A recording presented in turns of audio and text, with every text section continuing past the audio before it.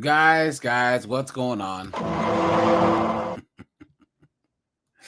It's good to see you guys, man. It's good to see you guys here on a Thursday, man. This week just flew by. Man, oh man, oh man, oh man, oh man. Right, guys? Man, oh man. Oh, you know what? Hold on. I gotta do one thing, guys. Turn my sound down. There we go. Either way, it's just good to see you guys, man. You know? Hey guys, here, let me see if I can pull up this this story here. Let's see. 1 second, guys.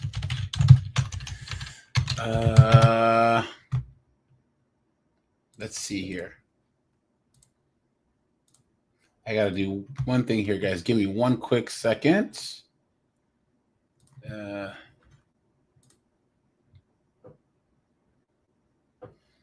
All right, so guys, Keyshawn, what's up, dude? 2000s guy, what's up, man? Rajai, how's it going? Good to see you. Good to see you, my friend. Oops, good to see you, my friend. Good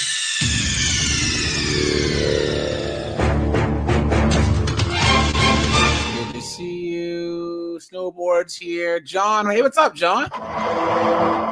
Good to see you. DTM is here. Red Door's here.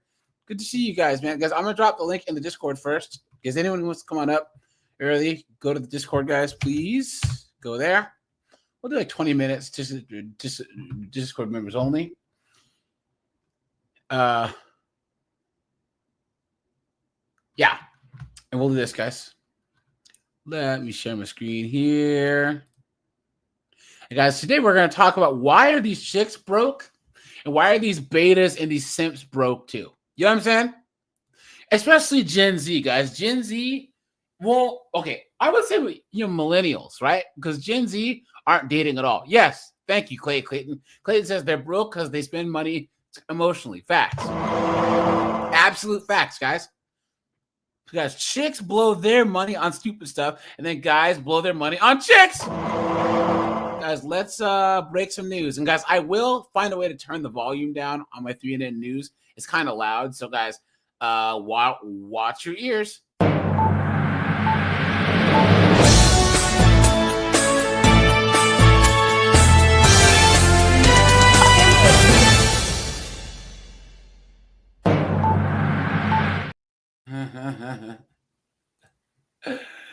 Snowboard, what's up, dude? Hey guys, how's it going? Hey, yeah, man.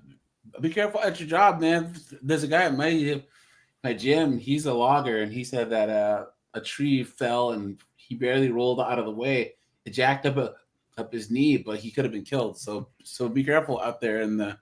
Yeah, I got lucky the other day. I was cutting a tree, and like a piece came out of nowhere, and almost like a spear went into the ground, and it hit part of my arm. But if that tree was like one more foot to the right, I would be like a human shish kebab, dude. But don't you know that these chicks, for their DEI jobs and HR jobs, are so much more important than you, Snowboard? Please. Yeah, I know. You've been took. You've been hoodwinked, bamboozled, led astray, run amok. Guys, we're almost at 17K, man. So, guys, make sure you are sub, man. Appreciate that. Hey, guys, let's break some news here. 6 with one more on the way. Just moved to Milwaukee, and now... Okay, here we go. Look. Okay, Snowboard, listen to this, okay? A family of 6 with one more on the way just moved to Milwaukee, and now they're homeless after they say they... No, what do you think these dunderheads look like? They like basketball? They fell for an apartment scam. 12 News' Emily Pofall joining us live near 65th in Oklahoma. Emily, that family says that the address the scammer gave them does not exist. Right, Deanna. And we went house to house here on the block in this neighborhood looking for the address ourselves with no luck. The family says they just moved here from Missouri and they were set to start work in the city this month, but they say they didn't know that the address was fake until they already sent the scammer a $1,200 security deposit. When Mary Kafuka... Oh, sorry, wrong. Do you remember that one lady that B-Dub in Houston that rented a U-Haul truck to move to Houston to try and be an influencer? Remember that? Remember that Not story? particularly, no. I'll pull it up. Moved back home to Milwaukee from Missouri with her fiance, 4 kids, and a baby on the way. I'm due in January. She thought it'd be a fresh start in a dream apartment. A 4-bedroom on the south side, 65th in Oklahoma. Kafuka found the place on Facebook from a woman called Miss Allie. Miss Allie claims to run a rental business helping at-risk mothers find stable housing. This is like our last source of income. Kafuka paid the $1,200 security deposit, but on move-in day, so we went looking for the house and the address. They couldn't even use Google Maps. Guys, whoever had the money said, "Go on, take the money and run." And you know it was a Nigerian behind the whole thing. It had to be. 100% right? was. Look at that. Like the location did not match. there was no home. And Miss Allie, She stopped answering and even responding to my messages. My hard-earned money I worked for that you took from me and my family and left us with nothing. we tried contacting Miss Allie Wednesday. Your call has been forwarded to voicemail. The person you're trying to reach is not available. The service you're attempting to use has been restricted or is unavailable. But got no answer. Kafuka's been couch surfing, trying friends, family, a hotel. Now she's out of options. Do you know where you're going to stay next? No, I don't. I mean, I do know that there's shelters out here, so that's going to be my next move. How are the kids doing? I mean, my daughter's asking questions.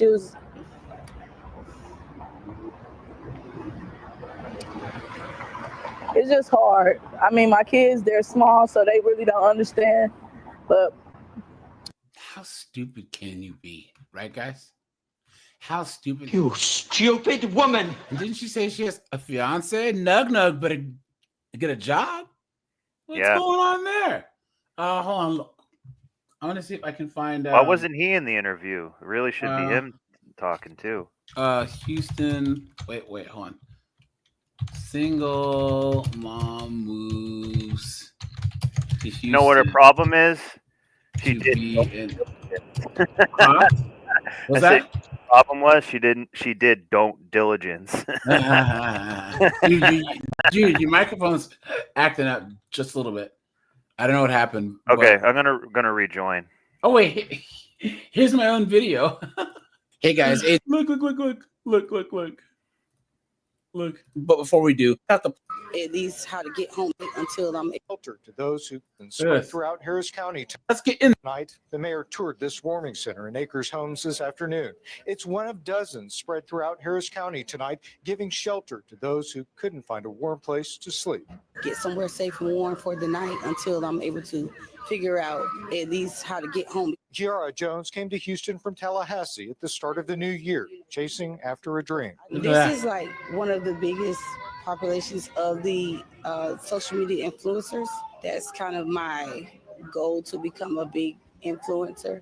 So guys, she uprooted her 3 kids. She rented a U-Haul truck. Didn't even have a vehicle of her own. And guys, Tallahassee to Houston, that's a long drive. That is a long drive. And guys, why do you have to be in a certain place to be an influencer?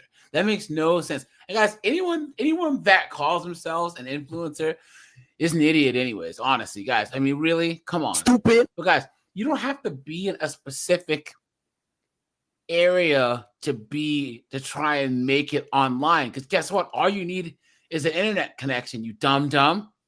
Look at that. Not to get a job. Oh, The kids, I love them. how sad is that? but by Monday, she says she'd run out of money. It just became too much for me after a while. With temperatures dropping and no place to go, she says she called 911. Police brought her and her kids here, but he has to be left in the cold. Look at that, guys. Yeah. Now, guys, let's look at her awesome content she makes. Jesus, look at that, guys. This is Look at that, psychotic. guys. And the sound is muted because this is one of those songs that got taken off with the TikTok deal. The music deal fell through. But guys, I'm gonna provide a soundtrack for you. We now come back for Look at this, guys. Hey y'all. So Guys, this is what she thought she could make a living doing. This is her content.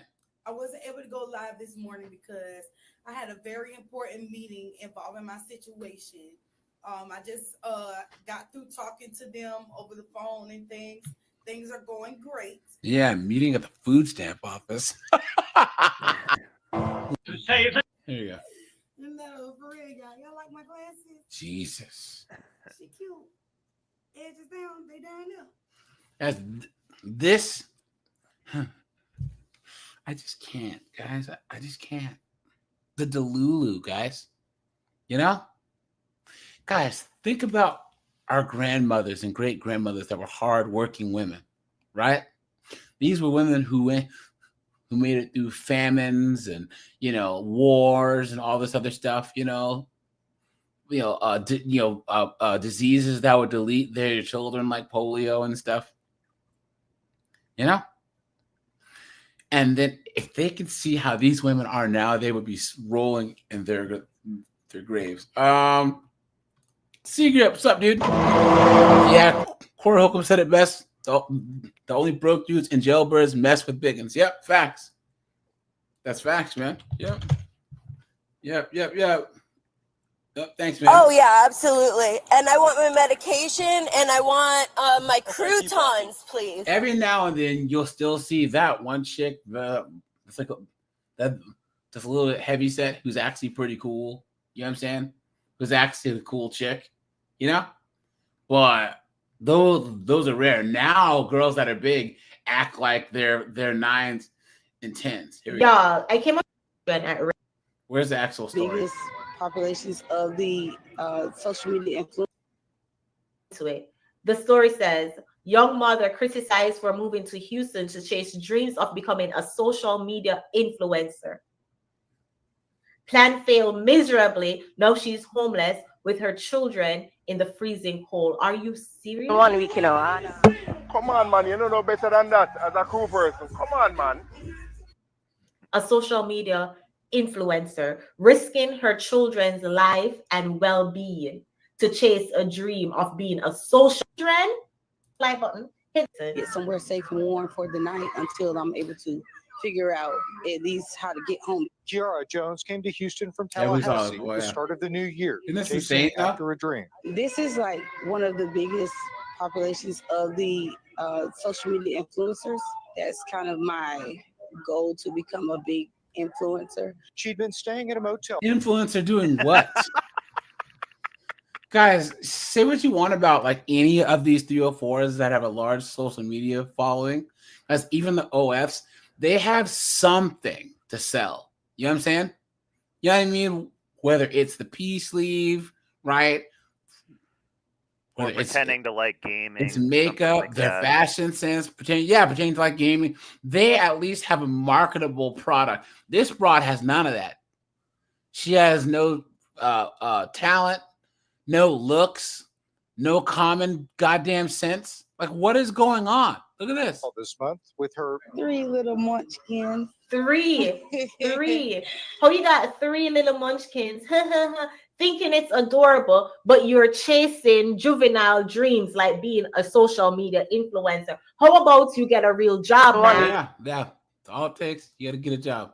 Now, guys, A family of 6 there with was one more story that I wanted to show you guys. Let's see. There's something else going on in the news here. Where was it? Oh, here it is. Guys, there have been multiple cases of fake nurses. Ooh, I got to do a 3-minute news on this. Because, guys, there was this white chick and there was a B-dub. There were fake nurses. Treated thousands of people, put thousands of people at risk. Clown world. Guys, check this out. God. Yeah. Yeah. Trying to steal meds? Basically? No. Well, wait. Well, the B-dub was okay. There's been so many stories. There's been like three or four stories in the last like couple of weeks. Scozy down in Australia. What's up, dude? Making a woman detectives say posed as a nurse in Flagler County is now in jail. Deputies say the woman worked on thousands of patients by pretending to be someone else. West News' Justin Shecker joins us live this afternoon in Flagler County. Justin, we know you just got an update. Jesus, look at that. Yeah. Look at that. Oh, yeah. Yeah. She looks like the Kool-Aid. From the sheriff. What did he say? Well, Sheriff Rick Staley describes this case as one of the most disturbing cases of medical fraud his deputies have ever investigated. Fortunately, the sheriff says there were no serious injuries or deaths related to this former Advent Health employee who's accused of getting her job by posing as another registered nurse. Hey there. Can you step out of the car for me, please? Sure. Flagler County Sheriff's deputies arrested 29-year-old Autumn Bardisa Tuesday for 7 counts of practicing a healthcare profession without a license and 7 counts of fraudulent use of personal identification information. Sucks for you. It's time. Information. I would say this is greed or wanting a job so bad that you would manipulate a system and assume somebody's identity. Hey, snowboard. Yeah. Hey, snowboard. My nephew's girlfriend's sister did the same thing. No BS. Hand to God, guys. But they're like lied. volunteering, though. It seems like. Huh? Are they getting paid at all? They're posing as nurses, applying to hospitals, working and getting paid. Oh, so they are okay. They're getting paid then. That's crazy. That's dangerous too. Because you can't volunteer to be a nurse. You can't volunteer to be a nurse. Yeah, I didn't realize that. Like there's a nurse is a nurse. Like you got to be licensed. You got to have credentials. You got to actually that'd be like someone just posing as a doctor. Yeah. You know what I'm saying? This chick's a nurse. So my nephew's girlfriend's sister, and she was only 20 at the time. So she graduated from high school, worked a regular job for 2 years, and then got some fake paperwork and worked as a nurse for like 8 months before she got caught. Now you'd think that they'd take a look at this girl and be like, "How are you old enough to be a nurse?" You know what I'm saying? That's pretty. That's really crazy. The amount of lying that she needs to do. Yeah. Literally living a lie every day, all the time. Yep. And the fact that she interviewed, through multiple rounds of an interview, got hired, and then worked rounds for months before she finally got found out. Wow. Red Door. Imagine if she put insulin. Need a license? Well, oftentimes these hospitals, especially these county ones and these ghetto ones, they have such a high turnover rate that they don't care. They just need bodies in there, King Raymond, what's up, dude?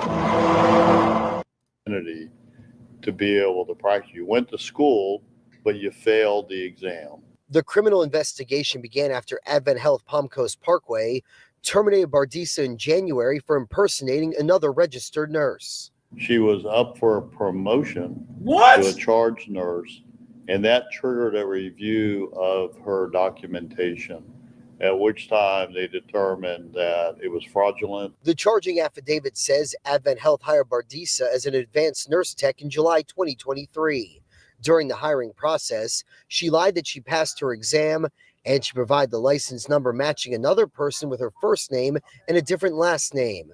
Bardisa claims she was recently married and had a new last name. Yeah, right. The lie detector determined that was a lie. So they congratulated her on getting married, asked her to provide a copy of the marriage certificate, which she never did. Between June 2024 through January, detectives say Bardisa treated nearly 4,500 patients as an RN.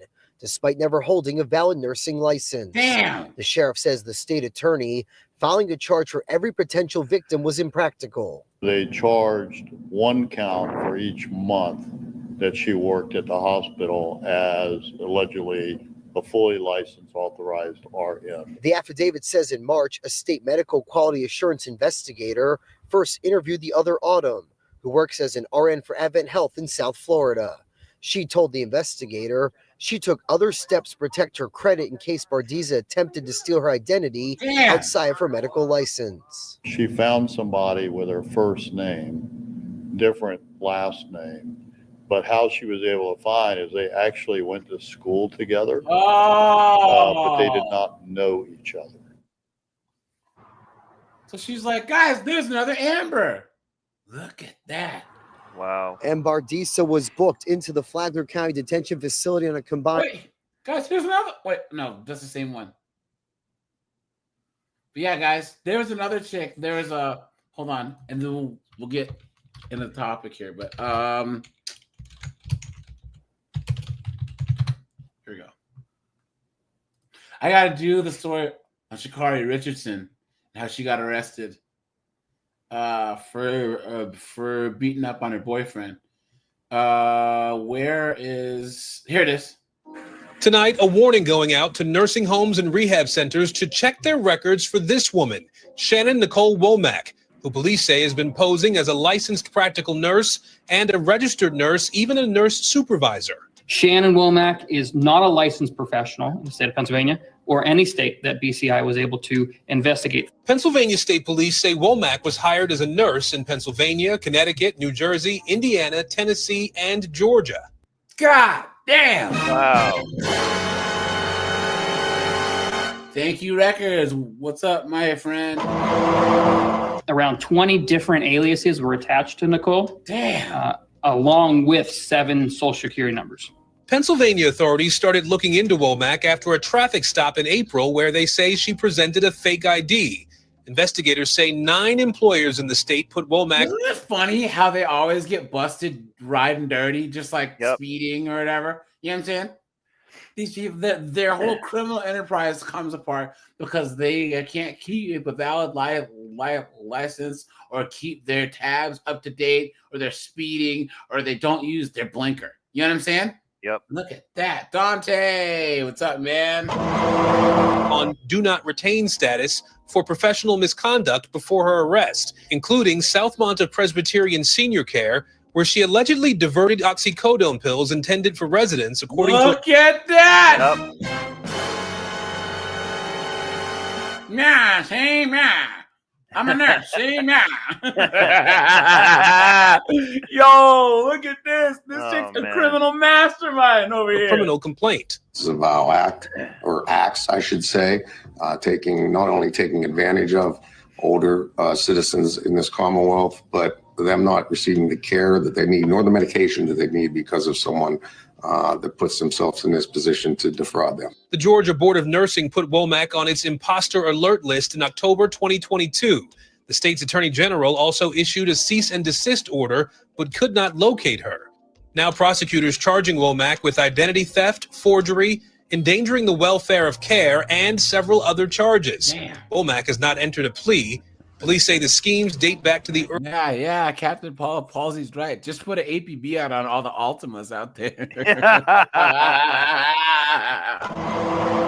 early days of the COVID pandemic, when the need for nursing staff was critical. It wasn't uncommon for these different residence locations, agencies to reach out to host agencies and say, we need some extra shifts filled. That started in 2020, and it was such an easy transition. And these nurses, they were making hand over fist. Yeah. These traveling nurses, $5,700 a week, dude. Straight up, some of them were making. And that's, guys, how dumb are these chicks, right? I just couldn't handle being a traveling nurse. The conditions, guys, it's not what would I do for $5,700 a week. It's what wouldn't I do for $5,700 a week. Can you imagine? Come on, man. She just kept going after it. One scamming city girl is in big trouble right now, drawing attention nationwide. That's 39-year-old Shannon Nicole Womack. City girl Shannon was accused of posing as a nurse in multiple states, using an extraordinary web of deception that involved more than 20 aliases and several social security numbers. That, guys. Well, anyways, so snowboarding. Betas and chicks are broke. Do you agree? They're always broke. I'd say some betas have money, but it's more like they have old money or something. How about this? Simps. They might have wealth. Simps and 304s. Simps and 304s for sure. Yeah. Betas oftentimes don't have money, but sometimes they do, and that's actually what makes them a beta. Yeah. In their own way. Yeah. Yep. Guys, it's just sad because, guys, here.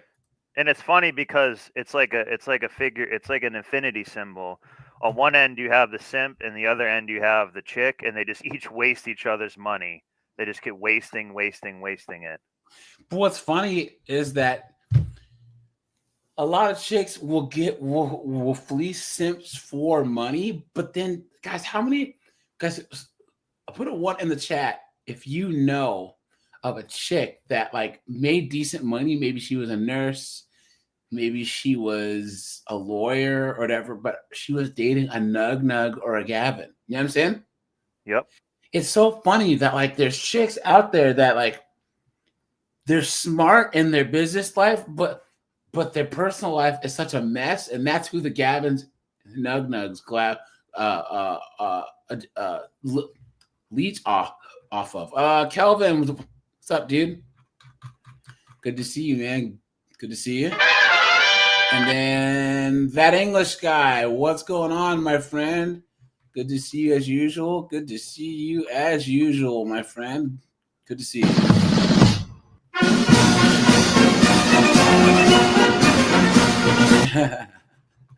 Okay, here we go.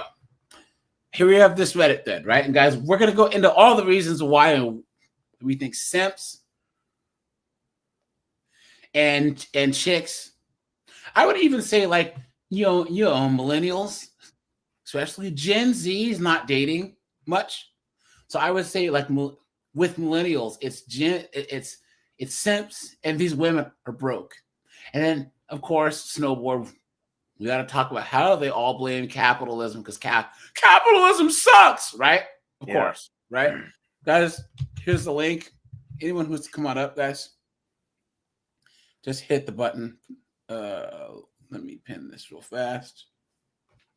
And okay, snowboard. What do you think the guy should always pay for the first date? And if so, what's the maximum amount that you would pay for a first date? Well, first off, no, I don't think the guy should pay for the first date. If anything, I think it really should be 50-50. Like you put some money on the table saying that you want to be around me. So that's one. I would say the average cost of a date now. Well, we already know that. Yeah. It is up. It's probably like $120 if you each get like one, cocktail and it's a decent place. So I wouldn't mind if I was just going to like a coffee shop or something though, something small. I don't mind. Yeah, I believe that. The average cost of a date is $168. Guys, if you're in places like Vegas, I'm just saying, guys, like, or even you guys, mostly anywhere. I told you guys about my friend. He's an actor, And guys, I used to not think that hiring professionals was like ever necessary. Like I used to be against it, right? I never got why guys did it. That's not something that I would do, but I don't have a hard stance on because my friend, he's an actor, and then he works, 50 hours a week, right? He does 5/12s. Yeah. And then he leaves, he goes to Philly, he drives from DC to Philly or New York, and then does his acting, right? So he doesn't have time to date. He doesn't. He's always either working or doing some type of like side hustle thing or whatever, or acting or doing something, right? So what he'll do is he'll just hire a professional. I'll be home Sunday at like 8 p.m., be at my house by like 9:30. Bing, bang, boom, get out, goes to sleep. You know what I'm saying? Yep. So I'm just saying, guys, here, what he pays less than $168. Yep. Yeah. I'm just saying. For one visit? $168 just to listen to some broad talk about some crap she knows nothing about. You know what I'm saying? Yeah. Palestine.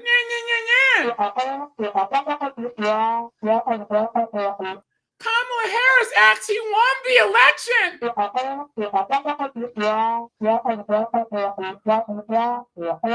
I think I'd rather choose the bear as she's sitting with you and you're paying for dinner. Ordering a steak, yeah.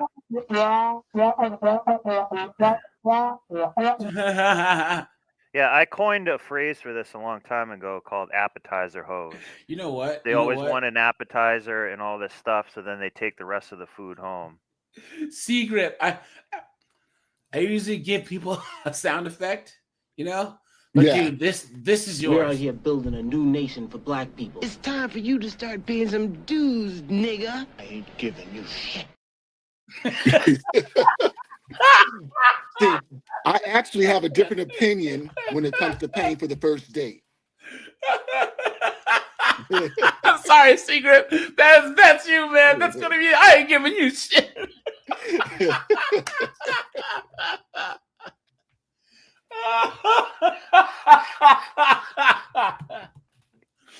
What were you saying, my friend? What were you saying? So I'm someone who actually loves dating. I love going out and doing new things, different restaurants, and just having experiences.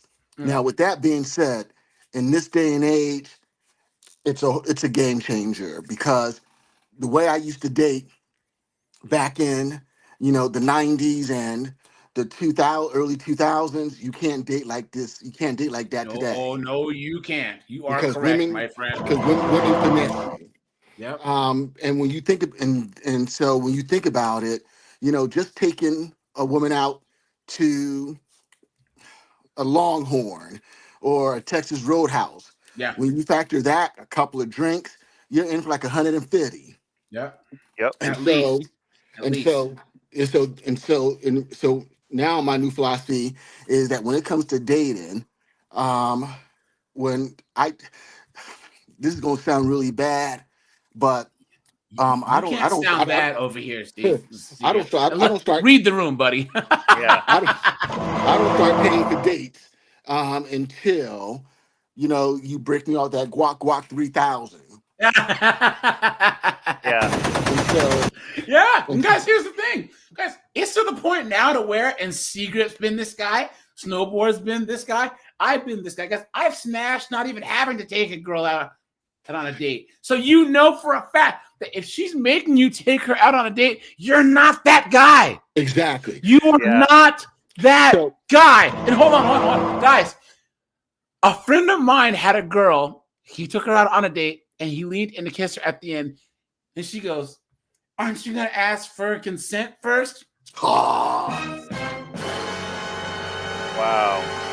Guys, if she stops you and asks you to ask her for consent, you are not that guy.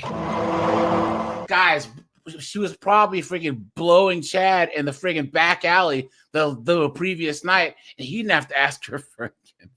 Nope. The majority of dates that I've been on, I've either smashed before the first date, or right after the first date. Yeah. Yep. And guys, coffee is a perfectly good way to meet someone and talk to them. Because guys, who doesn't like coffee or tea? Girls drink that stupid tea. Guys, I hate tea. Tea is disgusting, right? But girls go, "Oh, I'll get a friggin' chai tea or a Earl Grey, whatever, pick up tea, green tea, matcha bullshit." You know what I'm saying? But what I'm saying is, guys, coffee is good enough to where you can go somewhere, especially if it's like an independent coffee shop, go there, sip your little coffee. If you don't like each other, you don't have to sit through an entire meal. Mm-hmm. Yeah. You know what I'm saying? You're like, this chick is tripping. You can even take your coffee with you. Or guys, here. Get your coffee in like a to-go cup, right? And then make sure if the date's going bad, guys, make sure that it's in like a plastic to-go cup so that you could really throw the smoke bomb and disappear and not spill your coffee.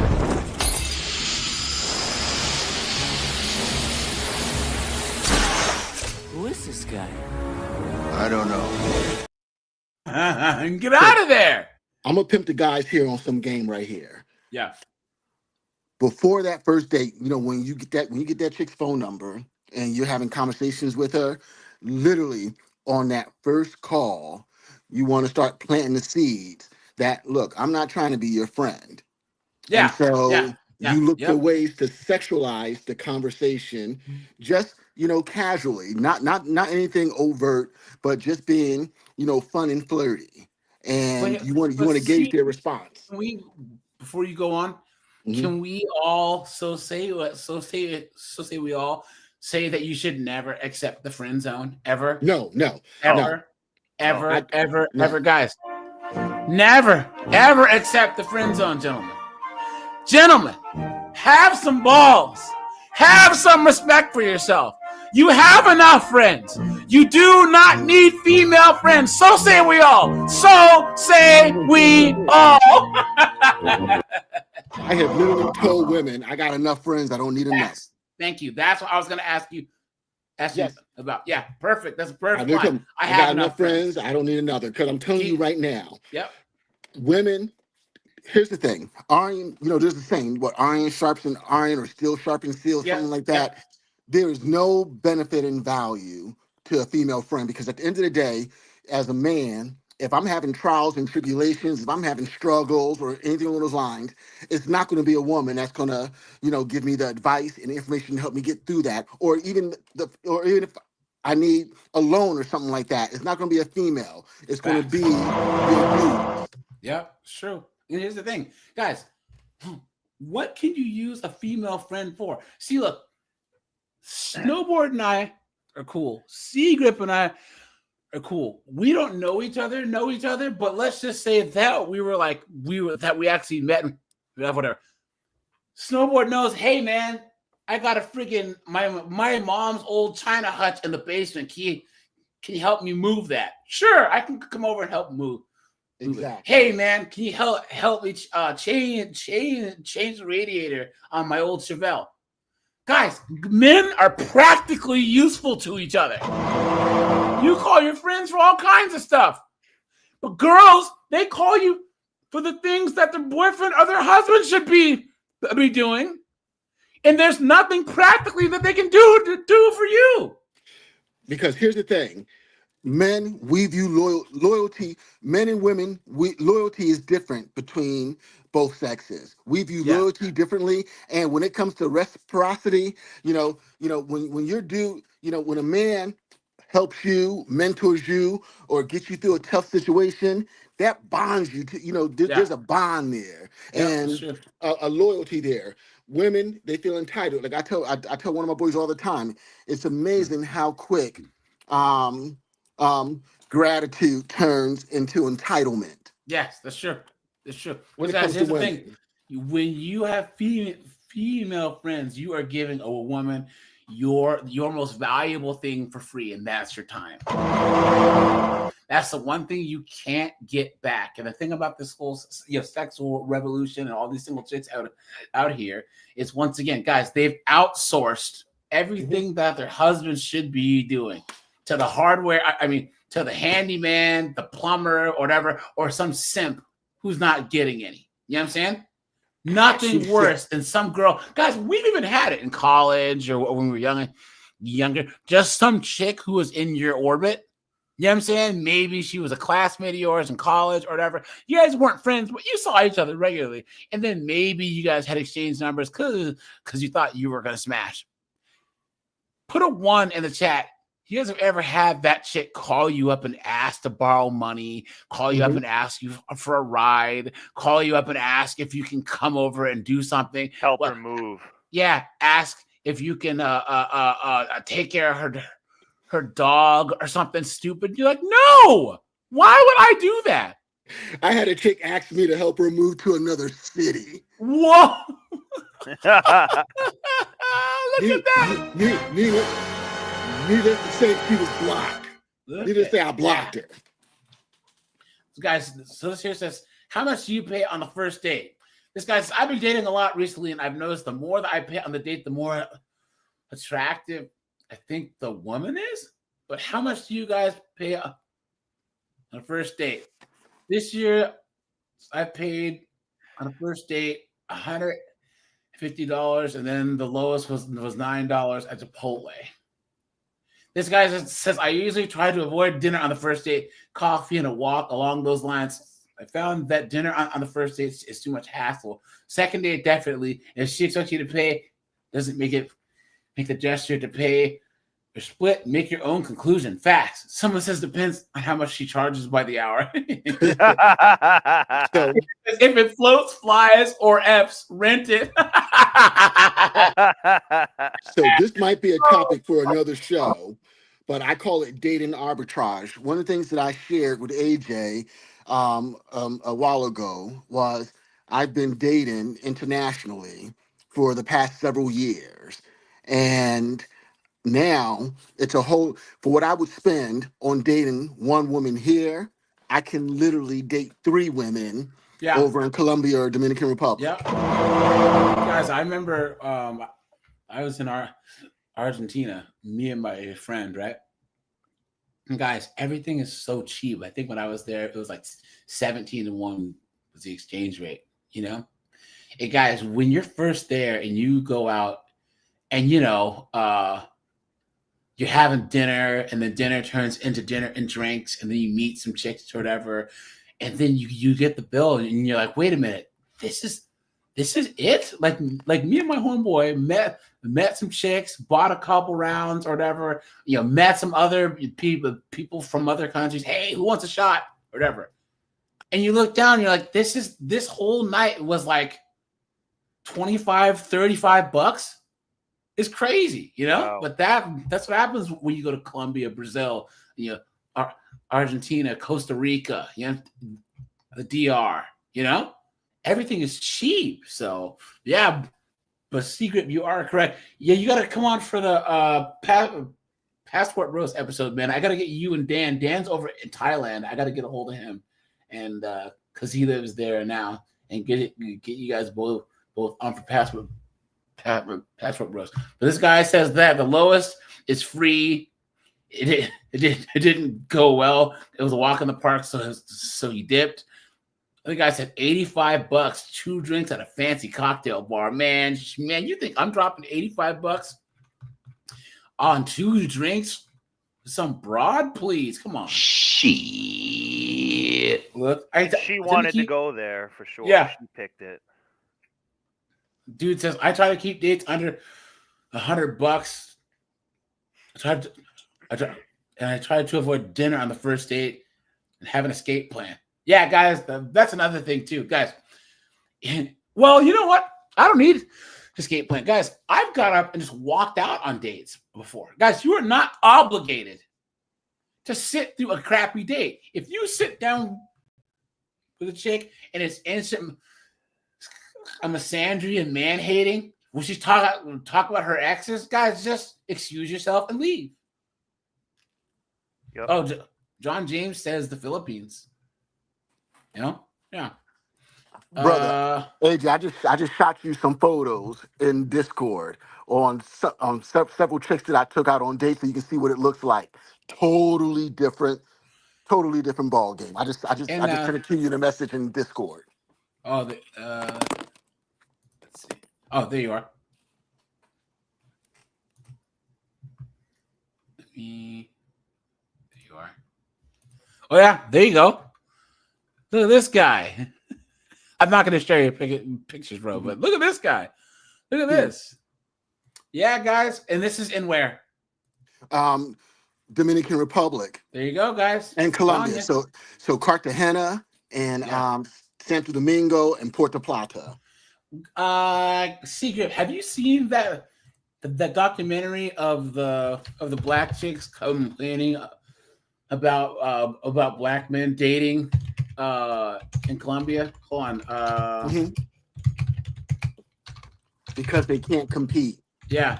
And like all the chicks that they showed that are Brazilian are all hot. And then all the B-dubs are all big and ugly. They're like, I can't believe you. I'll have to find it, but I showed it on here once before.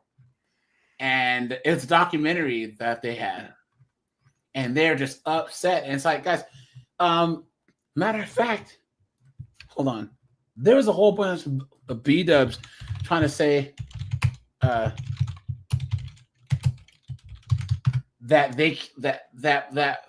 black men can't. I mean that no one's checking for them overseas. They're right. They're right. I'll have to find the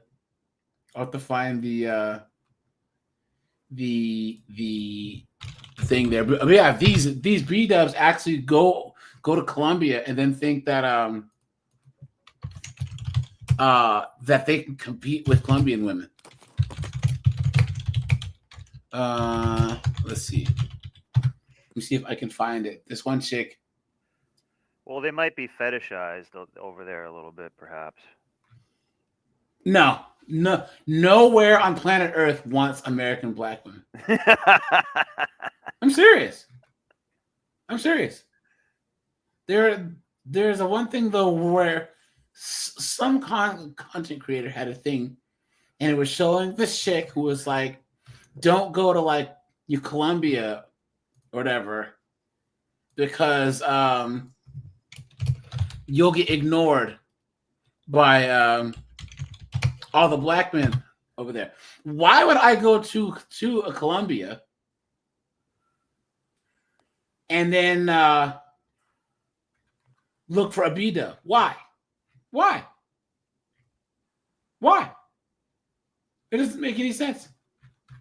I'll find it, guys, at some point. But yeah, but these chicks are just shocked. You have all these hot Colombian chicks that are cool. You know what I'm saying? That even if they do talk a lot, they don't speak a lot of English. You know what I'm saying? So you're all good, you know? But anyways, where was I? Guys, in the chat, put how much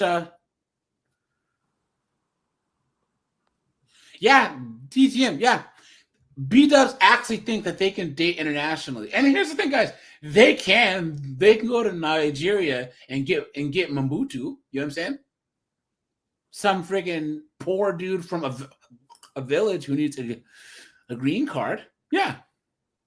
You know? And English guy, B-dubs in America and B-dubs in the UK are the same. The worst B-dubs there are British and American. Guys, I used to not think that the British B-dubs were as bad, but you guys remember Pearly Things, a show back in the day when she was in the UK? Yeah. I was actually, you know, I was a 6-foot tall guy. And he's got to have a six pack. You know what I mean? It's like they're the same. Yeah. They're just as hood and ghetto. But here's the thing, guys. These B-dubs in the UK are like, actually, Jim Crow and slavery. There was no Jim Crow and slavery in the UK, you goof. You guys didn't go through all the same stuff that black people went through over here. There was no Jim Crow in London. What are you talking about? Red Sigma, what's up, dude? Okay. AJ, I got a challenge for you. So those women that are talking about Colombia, I just sent you a couple of photos from my two girlfriends in Cartagena. And so these are my two girlfriends. They were best friends, and both of them were mine. And I just sent you some photos of them. I challenge you to show me one chick that is complaining about dudes in Cartagena or Colombia that look better than them. I think it was. Here it is. I think it was. Here it is. It was good old Destro Reborn. Let's go, guys! If you don't follow Destro Reborn, I don't know how he doesn't have 400,000 subs. I don't understand it, guys. Check him out, man. He's awesome. He's one of the best red pill content creators there is. Check him out, man. Yes. A lot of them, especially my age, they know here in Panama that they can date very, very young here. The women here, the Panamanian women here, will definitely entertain an American man at whatever age. You can be 90 and walking down the street with a beautiful Panamanian woman. So trying to find an American guy here, I wouldn't say it's impossible, but unless you get them after they're exhausted from everybody else here in Panama. Guys, the arrogance, the hubris to think that an American chick can go to a country like Panama and compete with the women there. You stupid woman! Why would you even think that? Because even if the American chick was equally as good looking, and let's be honest, come on, guys, the likelihood of that, come on, dude. Because guys, what is it? An American Their food is better. Yeah, so an American small or medium is a Panamanian large and extra large, and these American B-dubs are.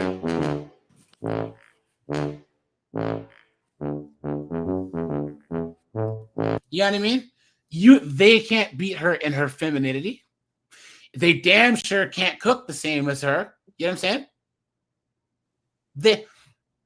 These are, I don't even know how to put it. These are demons competing with women, with real women. Well, the demons are going to lose every time. This is what I call it. They and men make the same mistake.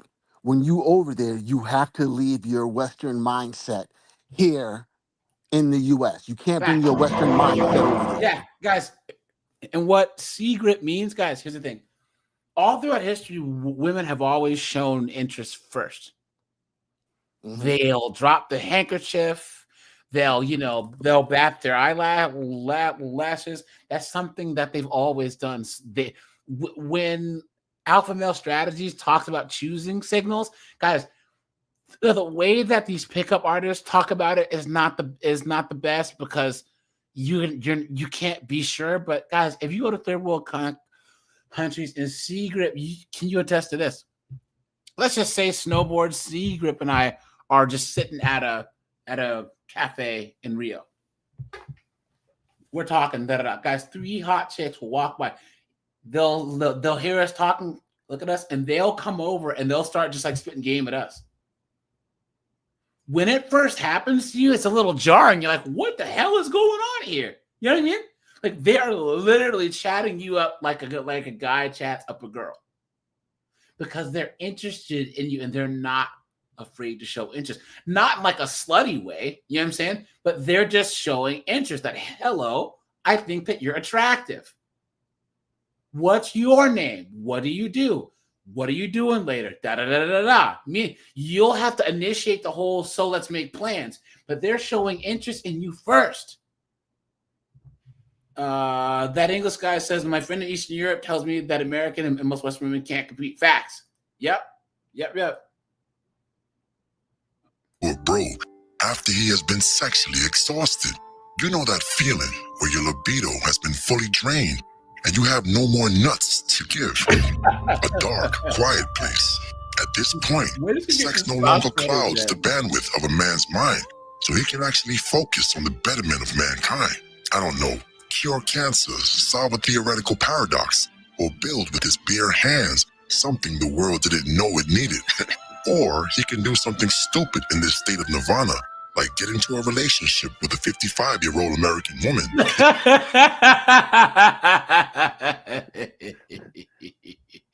See, she said something. She said something that was very telling. Remember, she do said something that. dumb like get in a relationship with his bride. But What were you saying, Secret? Sorry, when she was buddy. first speaking, she said something that was very telling. That you got to catch you got to catch the Western guys after they're exhausted. No, she's talking about dealing with the simp motherfuckers who think the simp dudes who were out there paying to play and falling in love with, trying to turn hoes into housewives and stuff like that. So she's talking about getting with these simp dudes trying to turn hoes into housewives after they done been beat down in submission. No, a real dude that's over there that here's the thing, this is what I tell people all the time. If you're not good with women in your own country, you're not going to be good with women in another country, because at the end of the day, they are all wired the same. Yeah, that's true. But here's the thing. This is why Secret had said, guys, you can be bad with Western women.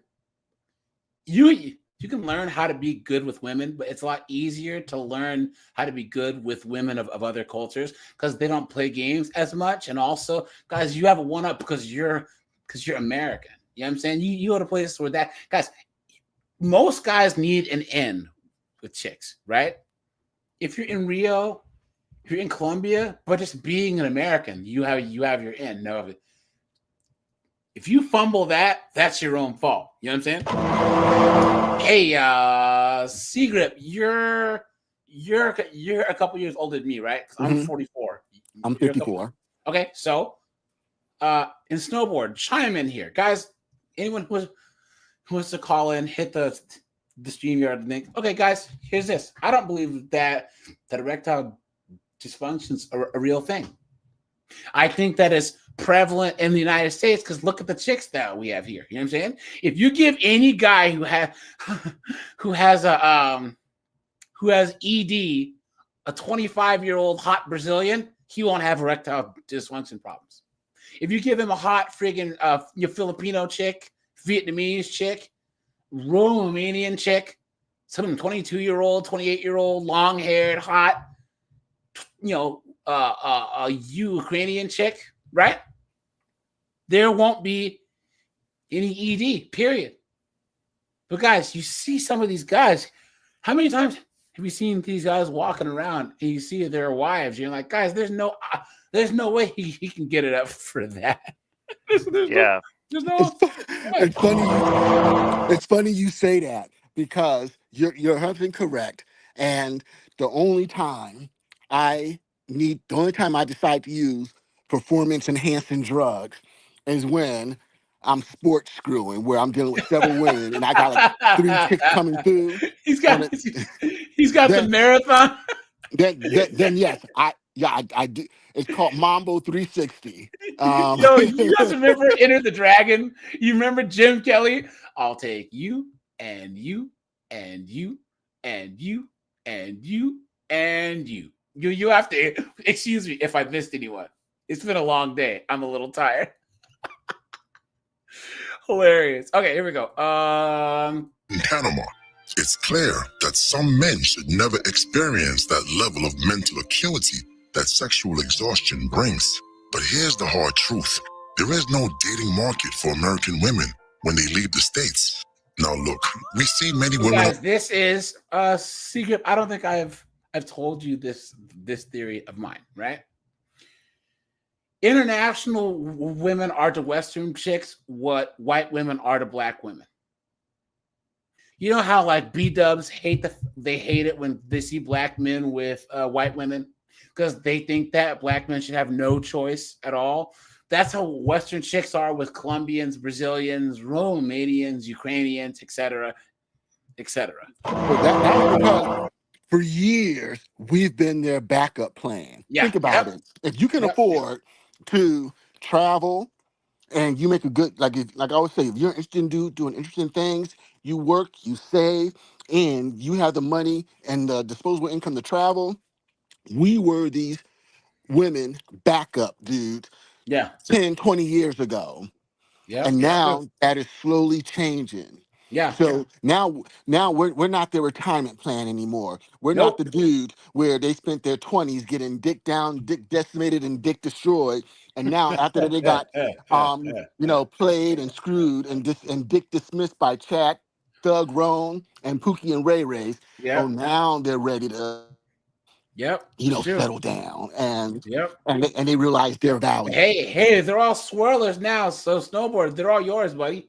All you white guys, English guy, all you hell yeah, all you white dudes in the chat, dude. All these B-dubs are coming for you guys now. Hey, snowboard, you don't hear that B-dub crouched outside your window right now, Baby, I'm gonna butter your bread. I just thought that was a parody of my trash barrels out there, but it's her. You got to change the tire on the forklift so you can go on your next date. Online trying to gaslight us into believing that they can share the same success men do when they date abroad.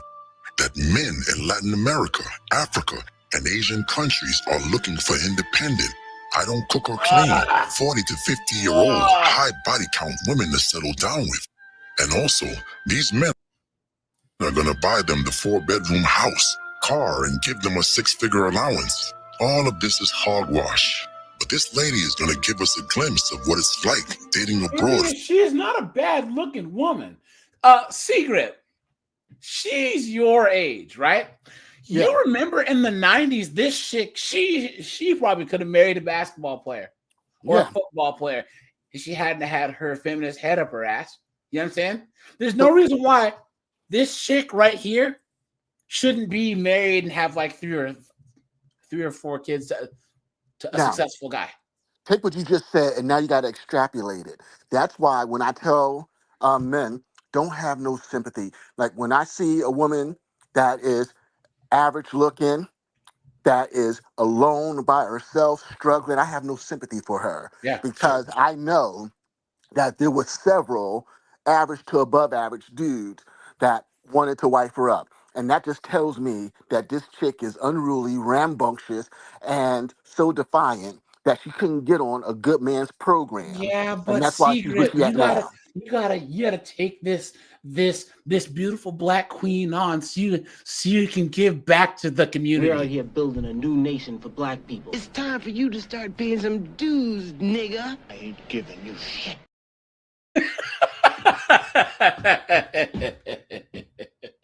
For a modern woman, let's hear her out. Flashback. Today we're going to talk about dating in Panama at 55. What that looks like. So when I first moved to Panama, I met this Panamanian guy.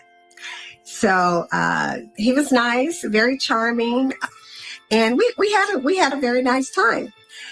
Communication wasn't that great because he didn't speak very much English. And that's all she can get was probably younger than her, right? You know, Gerardo, the pool boy at the local resort, you know? We Google translated a lot, and that was fine. So I noticed that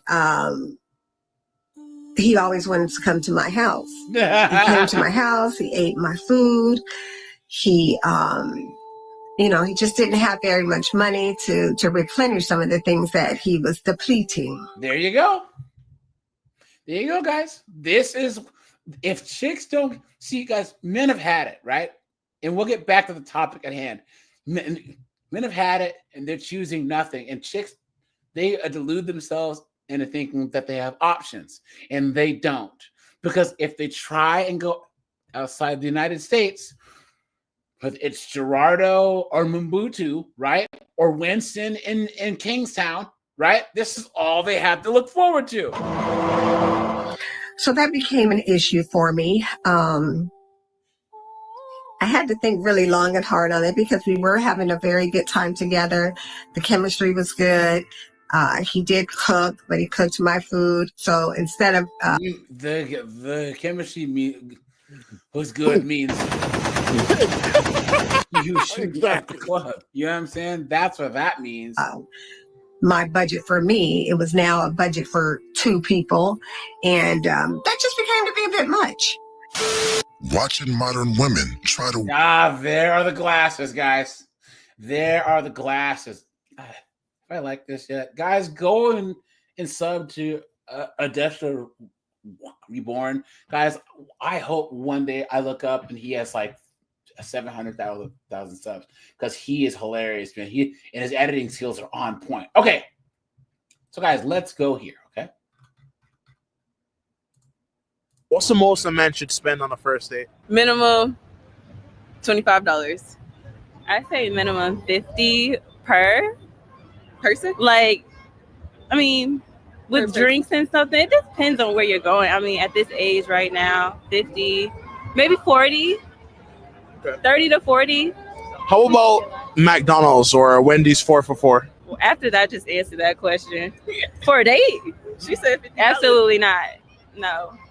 What's wrong with McDonald's? That's like snack food, I feel like. Like, I personally, I mean, I might sound bougie, but if you take me to McDonald's, that'll be the last date we go on. Unless it's like we're going somewhere already and it was like a stop, but no. Like, what if I'm like, yo, be ready at 6, I'm gonna pick you up, and then McDonald's, don't ever talk to me again. You're getting blocked.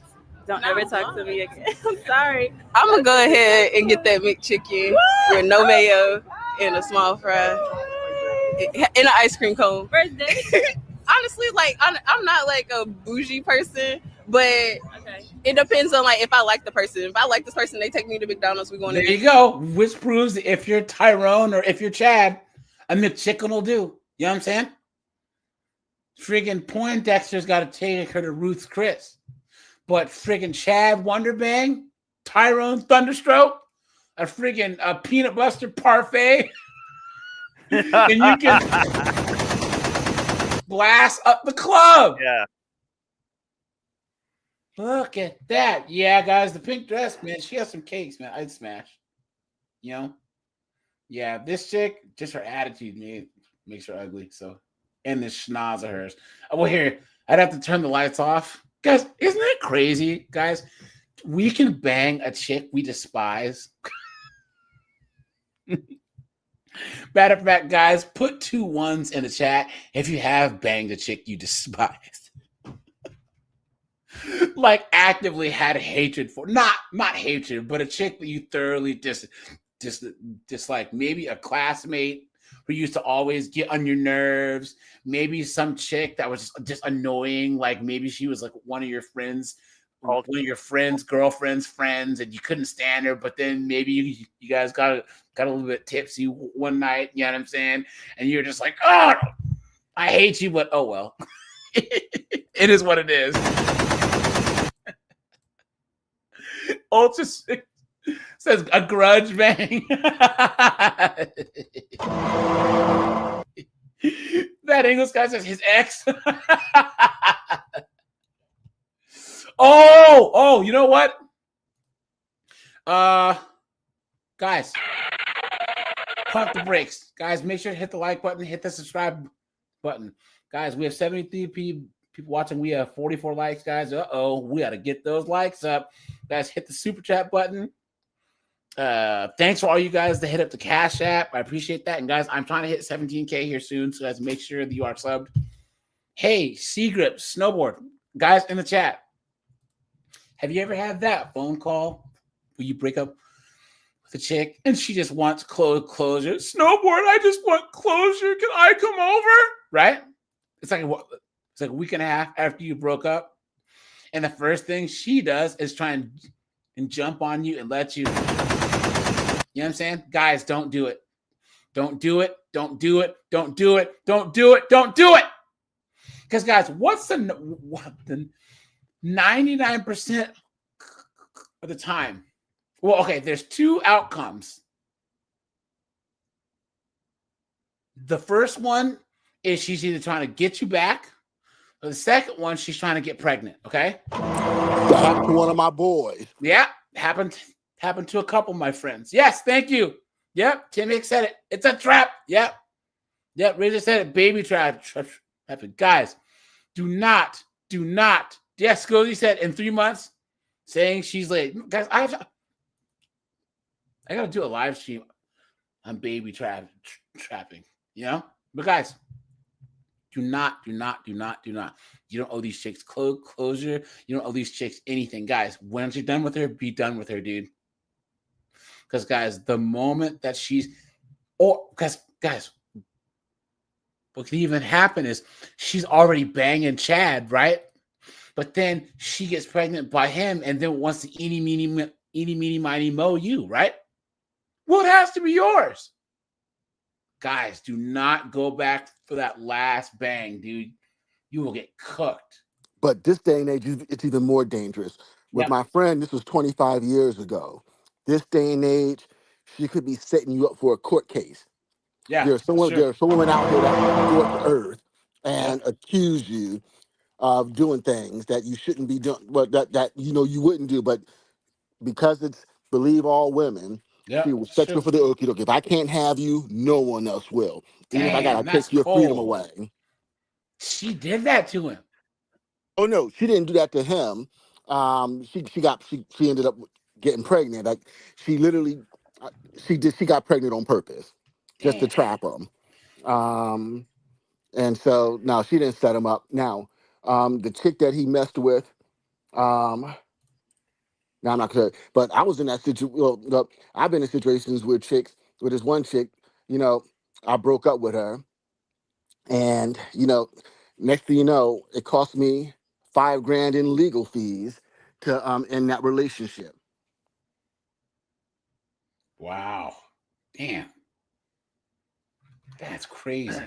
When they come back too, it's usually after they hooked up with someone that like on the rebound, and then they get it out of their system a little bit, and that kind of like quote settles them down, and they're like, wait a minute, this guy was actually cool. I like him more. I just wanted to like do something stupid. Sometimes that can happen too.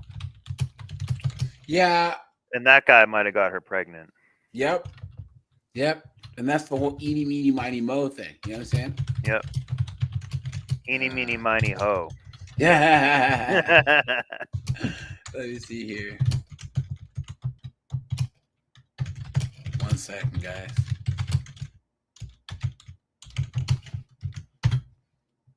Okay. For the first 3 dates, a guy should pay for everything. But from the 4th day on, it should literally be 50-50. I come up. Beta! Come on, man. Come on. What are you talking about, bro? That will never happen either. Yeah. Me, that's ridiculous. Like, oh, you're so broke. All of this nonsense. And to be honest, reading the comments on some of my videos recently, I'm starting to lose faith in a portion of girls in British society, because some of them, their expectations are just mental. Like, some of them are like, I shouldn't pay for anything. I want a guy that's going to provide for me. I don't want to do anything. And it's like, I'm surprised. I'm really, really surprised that there's still so many people that think like that. Because in my mind, 3 dates, I will treat a girl really, really well. I will pay for stuff for the first few dates. And then from the 4th date on, us going halves on stuff, I don't really understand why that's a bad thing. Because if I pay for every single date and I pay for every single thing, he's getting dragged for saying after 4 dates, go 50-50. Go 50-50. I'm saying a guy should pay for the first three dates makes him a beta. So guys, look, this chick says you have too much of an emotional connection with money. You come across as a penny pincher. You post this on TikTok is embarrassing. Just forget about women and dating. Someone says men have truly lost their masculinity. Someone says this is your financial anxiety. It's unattractive to girls who treat themselves and friends and mates to dates. Look Shame, at that. insult, guilt, and the need to be right. So guys, he's getting dragged from chicks and he's getting dragged by us. Someone says, so you want so you want kids are enough going to do 50%? Grammar lady. Look at that. Someone says, I've never paid for anything except for when it's his birthday. He goes, are you proud of that? Damn. Look at that. All these chicks coming for him. And guys, and then we're coming for him too, because you are an idiot, dude. You know that? Someone says put some Vaseline, life's too short to have cracked lips. Damn, these chicks are coming for him, dude. Look at that. Into the relationship, what does that look like? Because to be honest, I'm not the only guy in the UK that wants to be with someone that is driven and wants their own career and wants to have their own goals and their own money and doesn't want to rely on the man. Like, do you guys see all the confusion and all the craziness? So, guys, he wants a husband. He wants a husband, career-driven, ambitious, right? Has accomplishments. That's a husband, not a wife. This guy is broke because he spends money on chicks. Here we go. I find it really kind of sad and scary that in 2025, a lot. Now, guys, we've seen this knucklehead before. Lock the Bounty Hunter destroys this chick regularly on his channel. So, guys, please go over and check out Lock the Bounty Hunter. But he goes in on this chick. She's like 50 something and tries to get divorced. I mean, tries to give dating advice. A lot of people are asking why men should pay for a date. This person is very smartly responding because they're the ones that asked her out. If I invited a random stranger or coworker I barely knew out to dinner, I would expect to pay. Yeah. I mean, you are asking a person, and if it's a woman asking a man out, then she should pay. But how often does that happen, you absolute dunderhead? What are you talking about? You stupid woman. If you are asking a person... The J Dave, what's up, dude? Good to see you, man. Guys, make sure to hit the like button, hit the subscribe button, hit the super chat button. Thanks, guys. To carve out time from their schedule. We all have busy schedules. Or even... I guarantee you don't have a busy schedule. Having cats does not make you have a busy schedule. And if we're doing absolutely nothing, if you're asking them to carve out time and get into the mental headspace, I'm an introvert. I need to save my energy. I need to get my head in the game for a date. People need to get themselves. You're half a hundo. What are you talking about? What are you talking about? Prepared. Women spend however much time getting themselves physically ready and dolled up. If you are asking her to show up and be there and to entertain you, because really it is entertainment, it's the pleasure of her company. It's her being there and being attentive and asking you questions and laughing at your maybe stupid jokes, maybe not, I don't know, when she could just as well be out with someone else or at home, cozy, comfy, curled up in bed. Guys, they're going to find this chick just alone, dead in her house, and her cats will be eating her because they haven't eaten in so long, you know? Here we go. Ah, God, here we go. A B-dub with the glasses, guys. They recently asked me my opinion on the amount of money Patrol should spend on a first date. And I have to tell you, I honestly think that conversation is silly. I do. I think it's silly to focus on the amount of money that somebody spends. I mean, I don't know if for some women, the amount of money that the man spends on the date equates to the level of interest that he has in you.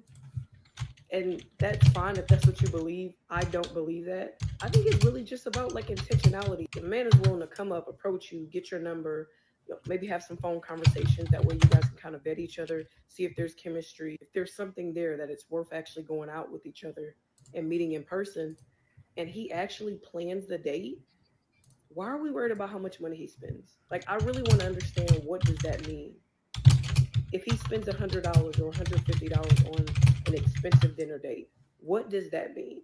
I think the things that we're failing to consider about that scenario is, if a man actually makes a nice amount of money, let's take a man who's making well over six figures. To be honest, he probably spends $100 a day just on food, or he might shop every week. He might have a $500 to $1,000 budget a week to go shopping and to just blow off and do whatever he wants to do with it. I say that to say that if a man who has money is spending $150 on you, that really doesn't mean a lot. Maybe that might mean a little more if it's somebody who, right, really doesn't. here we go, guys. You guys know what another reason that makes men broke? Engagement over ring. under 10 grand. Engagement rings, guys. Hey, Oh, guys. yeah. Look at this. Over under 10 grand. Oh, over 10 grand. Say about grand. 4 or 5 grand. That's like a new set of golf clubs, though, right? They're gonna have it for life, aren't they? So. What about you, mate? I was gonna go a couple K, but Couple K. Two, three. This is going to be a bit of a tricky one because you are here with your lovely partner. But how much would you likely spend on an engagement ring? I'd say she's looking the other way. I'd say 1,000. Do you need to buy a ring? Do you need to buy a ring? Controversial. This is what we're after. Is there any testosterone in any of these guys? Every single guy that we've seen on here is a beta. Every single one is just. Here, I'll use the term soy boy, right? 1,000, I think. 20. And not because of the amounts, guys. The amounts that some of the guys were saying were okay, but 10, 12, 13, 14, 20, 30 grand. Come on, man. Oh, here we go. How much do you think a guy should spend on an engagement ring? Does anyone think that the answer to this question is going to be even remotely reasonable? 10 times their salary. 10 times their That came out of her mouth instantly, like she's been programmed to say that too. You stupid woman! Look at that, guys. Yeah, Snowboard's right. They're right. realistic numbers. If a guy makes $50,000 a year, they're wanting that guy to spend $500,000.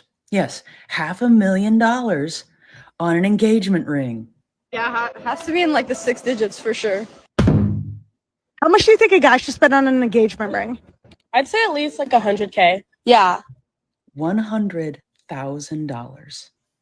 Now, this is just my opinion, but if someone is going to spend $100,000 to show that they are really committed to that relationship, I think a better way to show that would be to put that money down on a house, not some little piece of jewelry. But that's just my practicality talking. How much do you think a guy should spend on an engagement ring? Does anyone guys, think look that at the this. answer? So, look at this.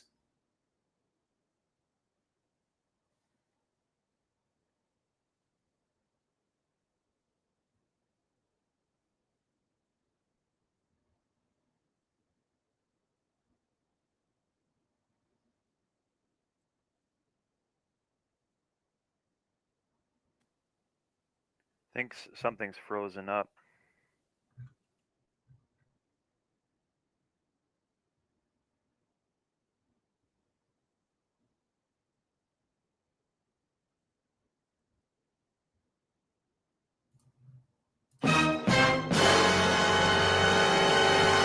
Guys, why is it always the 2s and the 3s? Right? Oh, sorry, guys. Sorry. I hadn't changed the screen. Sorry, guys. Someone say something. Sorry, guys. Here we go. I think something froze. That was all. No, I didn't. I had it on the wrong screen. Sorry, guys. Here you go. You want to hear something crazy? Sorry, guys. My fault. Listen to this, and I'll be back. Would you be cool with a guy that makes less money, but he's a hard worker, like he's ambitious? Yeah. Okay, so like if he was making like, let's say he just started his own business, but he makes $45,000 a year, would you date him? You wouldn't be able to afford my engagement ring. I'm getting an 8-carat cushion cut vintage engagement ring. If you make $45,000 a year, it would take you 4 years? No, 8 years to afford. Wait, how much? I don't know anything about rings. How much is that? About $200,000.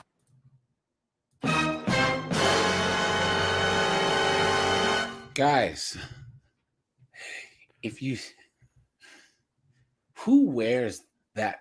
That's the thing about these rappers and all these guys who wear this jewelry, and you wonder why people rob these dudes.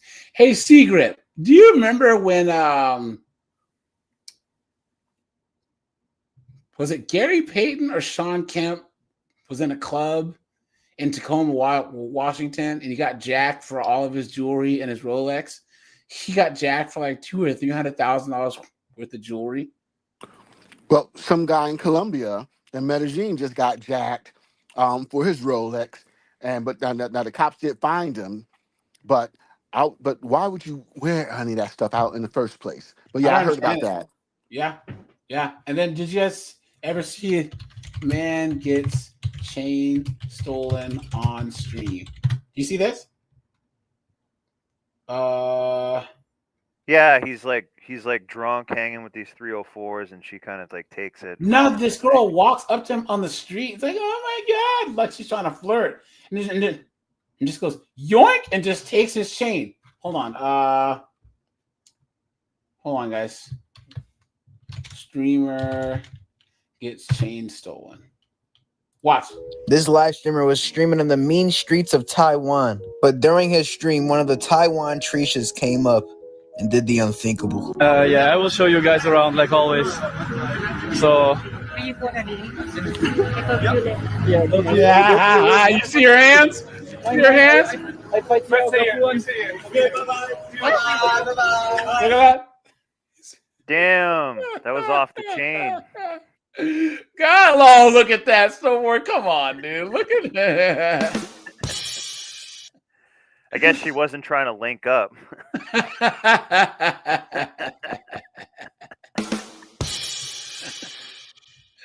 What a mess. He got jacked. And everyone seems like, dude, your chain. There's another guy that it happened to. He was in where was he? There was this one, and then there was another one where he was in like Thailand or something. And the chick just went doo-doo and just took his chain straight off his neck. I think it was in Colombia, and he got jacked for his chain. Guys, what's up? Who was the comedian that said, if you rob me, you just be practicing? The only jewelry I have on is my Fitbit. Well, I remember Ocho Cinco goes, all his stuff is fake. He goes to Claire's in the mall. That might have been Chris Rock that said that. I think it was Chris Rock. No, it was Ocho Cinco because they asked if he was good with his money. He's like, yeah, I don't spend money on stuff. We got down. You know what's weird? What? Wait, what happened to my chain? Oh my God, you got it snagged. No, I got it. Morons. These kids, man, what happened to these knuckleheads, man? Why? Yeah, guys, this has happened multiple times. I wish I could find the other footage. But the guy is just walking down the street, and this hot Colombian chick just like walks up to him and like starts to grind up on him and just goes yoink and just takes his chain and then keeps on walking. You know? Absolutely insane. Here we go. How much do you want your husband, future husband, to spend on a ring on you, engagement ring? Oh, easily 75. Hell no. Wow, where do they come up with these numbers? Instagram, TikTok. Wow. Insane. Oh. 75. Why is that? You guys, just like Kevin Salmon says, these women are all enumerate anyways. They don't know how much anything costs. Yeah. That's why anytime that they try and live on their own and pay rent, they always fail because they don't know how much stuff costs. They don't know how much the lifestyle that they want costs. Because all they do is see it on Instagram, and there's no Excel spreadsheet saying how much stuff costs. And when you actually do see, like, guys, there was one chick that we were slam dunking on. Do you remember Snowboard? She was the one chick who says like she spends like $27,000 a month in Miami. She said this is how much it costs to live in Miami. Yeah. Guys, she wasn't joking. other than her hair care and face care, but guys, her rent's like $12,000 a month or whatever. You know what I'm saying? To live, in a happening part of Miami. You have to make $200,000 a year, $300,000 a year to live in those places. And that's why oftentimes there's rich people, influencers, lawyers, doctors, athletes, all live there, And they don't cook or fix anything or have any type of traditional mindset that would like a woman being crafty is her creativity to save money for the family, sewing things, fixing stuff, maybe like watching other women's children for extra money. You know what I'm saying? Guys, women have always worked and they've always been able to make their own money. We just had a neighborhood economy and not an economy where these women had to commute, exactly. 2 hours each way, So that's what I deserve. That's what you deserve. Now, what do you even do for a living? I'm majoring in accounting. I can make that easy. No, you can't. You have a job then, right? And you're supposed to be an accountant. Doctor. You're a doctor? Yeah. Are you studying to be a doctor? I'm going to med school. I applied to med school. Well, you're not a doctor. Yeah, you're not a doctor yet. You don't look like a doctor. And you probably won't be with this chick way He's gonna be down. drunk working at a Bass Pro Shop. That guy has it. Now, I know he can. Now, how does it feel that your woman wants $75K for a ring? Because she believes in me. Jesus. Yeah, I know she does. You've been had. You've been took. You've been hoodwinked. Bamboozled. Led astray. Run amok. Not one of these women has been like, I don't really care about that. I like the guy enough that it doesn't really matter to me. Not one of them will say that. But here's the thing. That's one advantage the snowflakes have over the B-dubs. They will get with you when you are just starting or just, working your way up. Yeah. Sure. So she's, well, who was it that said that, they'll go to college and while they're getting their degree, they also find their husband. They get the MRS degree. Did I ever tell you the story? It's called the Warren Buffett approach. The Warren Buffett approach. Guys, my mom used to always talk trash. My mom and my sister, all these white women, they're all getting married and getting MRS degrees. So wait. They're latching on to the men who are most likely going to be successful in marrying them before or right after they get out of college, or they'll party during college and then go to grad school to meet a guy who's in grad school, and you B-dubs are sitting there doing what? It's just crazy. Keep going, Secret. I have a confession to make that's going to sound very sad, but when I graduated, I had never been to a wedding until I graduated from college, and I went to 3 weddings of classmates. They were all white, and they all met their wives or husbands either in college, and one of them were high school sweethearts, and they got married after college. I went to 3 weddings, and so I never been to a black wedding until I was well into my adulthood. That's crazy. But I went to 3 white weddings within a year of graduating college, and those weddings were nice, open bar, everything. Yeah, my sister's never been married. None of her friends have been married, and they're in their mid to late 40s. And the way that they talk is like they still have all this time, and that they're a cook. Guys, a woman has a higher, is more likely to be deleted in a terrorist attack than get married past 40. White people are crazy, bro. I'm spending a $5K about a girl. $5K. That's the rest of that money is going for a fucking a wedding, like a nice wedding. Okay. Oh, we're gonna have a nice wedding. We're having an amazing wedding. How much went for the wedding now? Oh, 150. Yeah. Guys, come on, guys. Come on, guys. She's the real groomer. This is about men grooming women. She's the real groomer. That's facts. That's facts, man.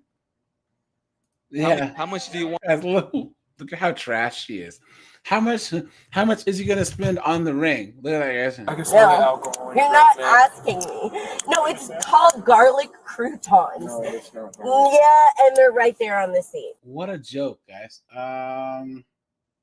So how much do you think should be spent on an engagement ring? Well, I was told when I was in that process that it should be a 1 month salary. You see, I have this debate with my wife, and we've been married for 20 years now. Yeah. She says it should be 3 months' salary. Yep. I said I'm sure I remember it was 1 month. How much do you think should be spent on an engagement ring? Oh, here we go. £6,000. Yeah. How much do you That's think not should be bad. spent? I think the norm is a month's salary, Yeah. isn't it? So it depends on how much you earn. Yeah. So if you earn 10 grand a month, it's 10 grand. But here's the thing, though. That's why guys getting married young wouldn't have an issue. But You know what I'm also, saying? it's propaganda. Yeah. It was the diamond industry that promoted that Exactly. 3 month salary. Hallmark too. Hallmark with the Valentine's Day and the chocolates and the candies and all that other stuff. They invented dating to suck more money out of men. Yep. You know, guys, make sure to hit the like button. You know, hit the super chat button. Appreciate that. Man, spend on an engagement ring. It's like, isn't it like the girls piss if it's This dude doesn't like chicks. Look at this guy. not like 3 times his monthly salary, innit? Is it? No, I'm saying, what's your thoughts on this? Is that what you're going for? 3 months your monthly Yeah, salary? I'm not pissing off the missus, man. It's got to be like 3 times your monthly salary. innit? Okay, cool. So Sam. how much you Job seekers is what, 200 a month? So I'm saying 600. Jesus, what a mess. So guys, yeah. So guys are broke. Uh-oh. Okay, I don't know if my boyfriend also thinks this, but like one time he told me that he wanted to buy me a Tiffany ring, and those rings are like $30,000 for like 1 carat. And I was like, that is the nicest like gesture ever, but absolutely not. I literally don't like, everybody's idea of what an engagement ring should cost is totally different. All the comments in that video are like way all over the place. I don't think anybody knows. I personally do not care about the price. It may not seem like it because I probably come off as very high maintenance and somewhat of a control freak in like, my videos, but I really don't care about the price unless he's gonna spend like an outrageous amount on it. Like I think if you're gonna spend like over 10K on a ring, personally, I don't want to wear something that's like over $10,000 on me. I don't even want to wear something that's like $8,000 on my hand. Like I feel comfortable in the $5,000 to $6,000 range, to be honest. Whatever he gets, I'll be $20,000 ring, guys. You can buy an old Chevelle, like a shell, have it towed back to your house, and have it pretty much like have a pretty good restoration going on for 20K. You can buy an old Fox body Mustang. Yeah, drop a twin turbo kit on there. You know what I'm saying? And be hauling ass. You know, come on, dude. You Like, buy what like is a it? brand new Ducati street bike for that. Yeah, $20,000, man. very happy with because Look at that, man. All right, guys, we'll do one more, and then we'll actually look at these dunderheads whining about being broke. Because here's the thing: we looked at shopaholics. We've looked at these chicks that student loans, bastard kids, right? But I just think that all in all, that women are just innumerate. They just don't know anything about money. For a generation of chicks that claim to get money all the time, they know nothing about money. What? You have $30,000, want an emerald cut, and want the biggest possible size in the recommended quality range. That's absolutely the right choice for you. For $30,000, you are getting a 3-carat size natural emerald cut. It is. Hey. Well, how do I put this? Are you gonna say a pearl necklace is free? No. Let's just say with the. How can I put this? Let's just say that from a prominent part of her facial features, I could tell she was in the diamond business. Oh yeah. You know why? She's very jubilant when she's talking about this.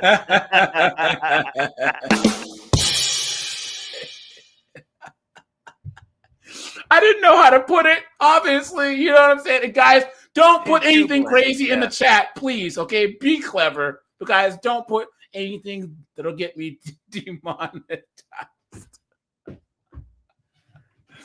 Oh, that's so bad. Her favorite guys. dessert is cherry jubilee. Yeah, there you go. Uh-oh. Question for the guys, part 3. How much did you or do you expect to spend buying an engagement ring? Less than 5K, between 5 and 15. All right, let's go to these betas and these chicks that want to talk bad about capitalism, all right? Wait. How much money Wait, here we go. do you think you should spend on the first date? At the max, like no more than 300. 300. No more than 300. Yeah, that's too much. Yeah. What are you talking about? That's just the right amount. I agree with you, right? But I'm gonna play devil's advocate real quick. What? Beta. Women like consistency, right? So if you draw 300 on the first date, perhaps they're expecting that to be a consistent thing. So when you do facts, He said not with him. Not with me. You stay in the standard. Wait, What you got to say? How much should a guy? Dude, She had a point. She had a point, Yeah, actually. but guys, I mean, there's, anyways. I spend on a first date as much as he desires, and whatever he wants. What does that mean? Whatever he's comfortable with. Whatever he's comfortable with. So if it's like, it's fine. $1 menu McDonald's, you think the girl's gonna be okay with that? No, that's what you said. Insulting. Whatever he's comfortable. Whatever he's comfortable with.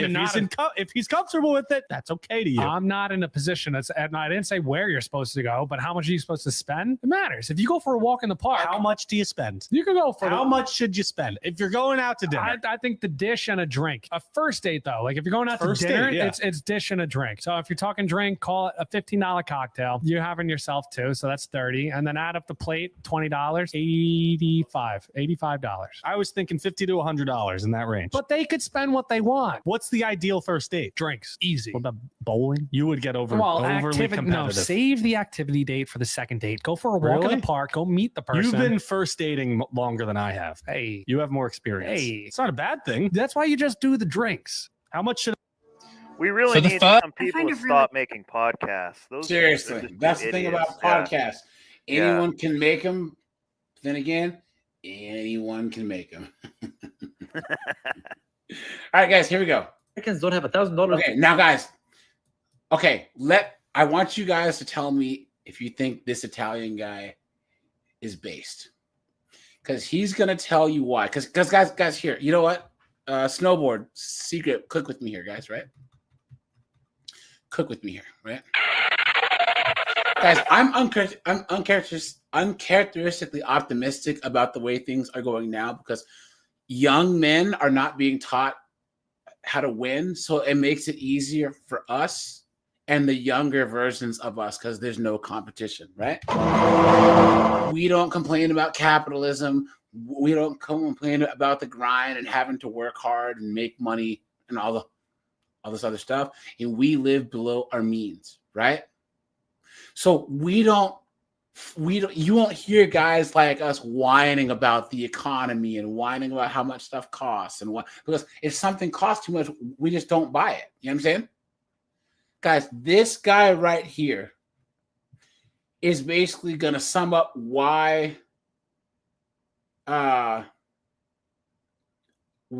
like women and simps need to shut up because they're the cause of all their own problems. All right, so guys, let me know if you think this guy is based. Okay. Americans don't have $1,000 to afford an emergency expense. Here, Americans who cannot afford. I have a question. In the last week, how many times did you eat out? When I say out, I'm talking about fast food. I'm talking about the little grocery store with pre-made meals. I'm talking about you not cooking at home. If it is more than once, you're living a wealthy lifestyle on money you don't have. Here's a second. Right? Yeah. Yep. If you're eating out, if someone's preparing your food for you outside the house, if you're buying food that's been prepared by someone else, It's luxury. Yeah, and this is one thing that why men want women who cook, because it's a timeless thing. Yep. That saves money. It's a utility, and really nothing can beat a nice, loving home cooked meal. Yeah, that's true. Yeah. So that's a way that like women need to understand. Like, there's actually some value in this. But guys, it's so funny because if you have a good mom who cooks, it's so crazy that you can taste when a woman has really, really put like her effort and feeling into a meal. You can just taste it. Yep. You know what I'm saying? You could taste just the joy that a woman puts into, especially baking. You guys ever have my girl now bakes, so it's like bake stuff randomly, and you can try her stuff and then try stuff from like the store, and her stuff is always better, always. My mom's food, she used to cook.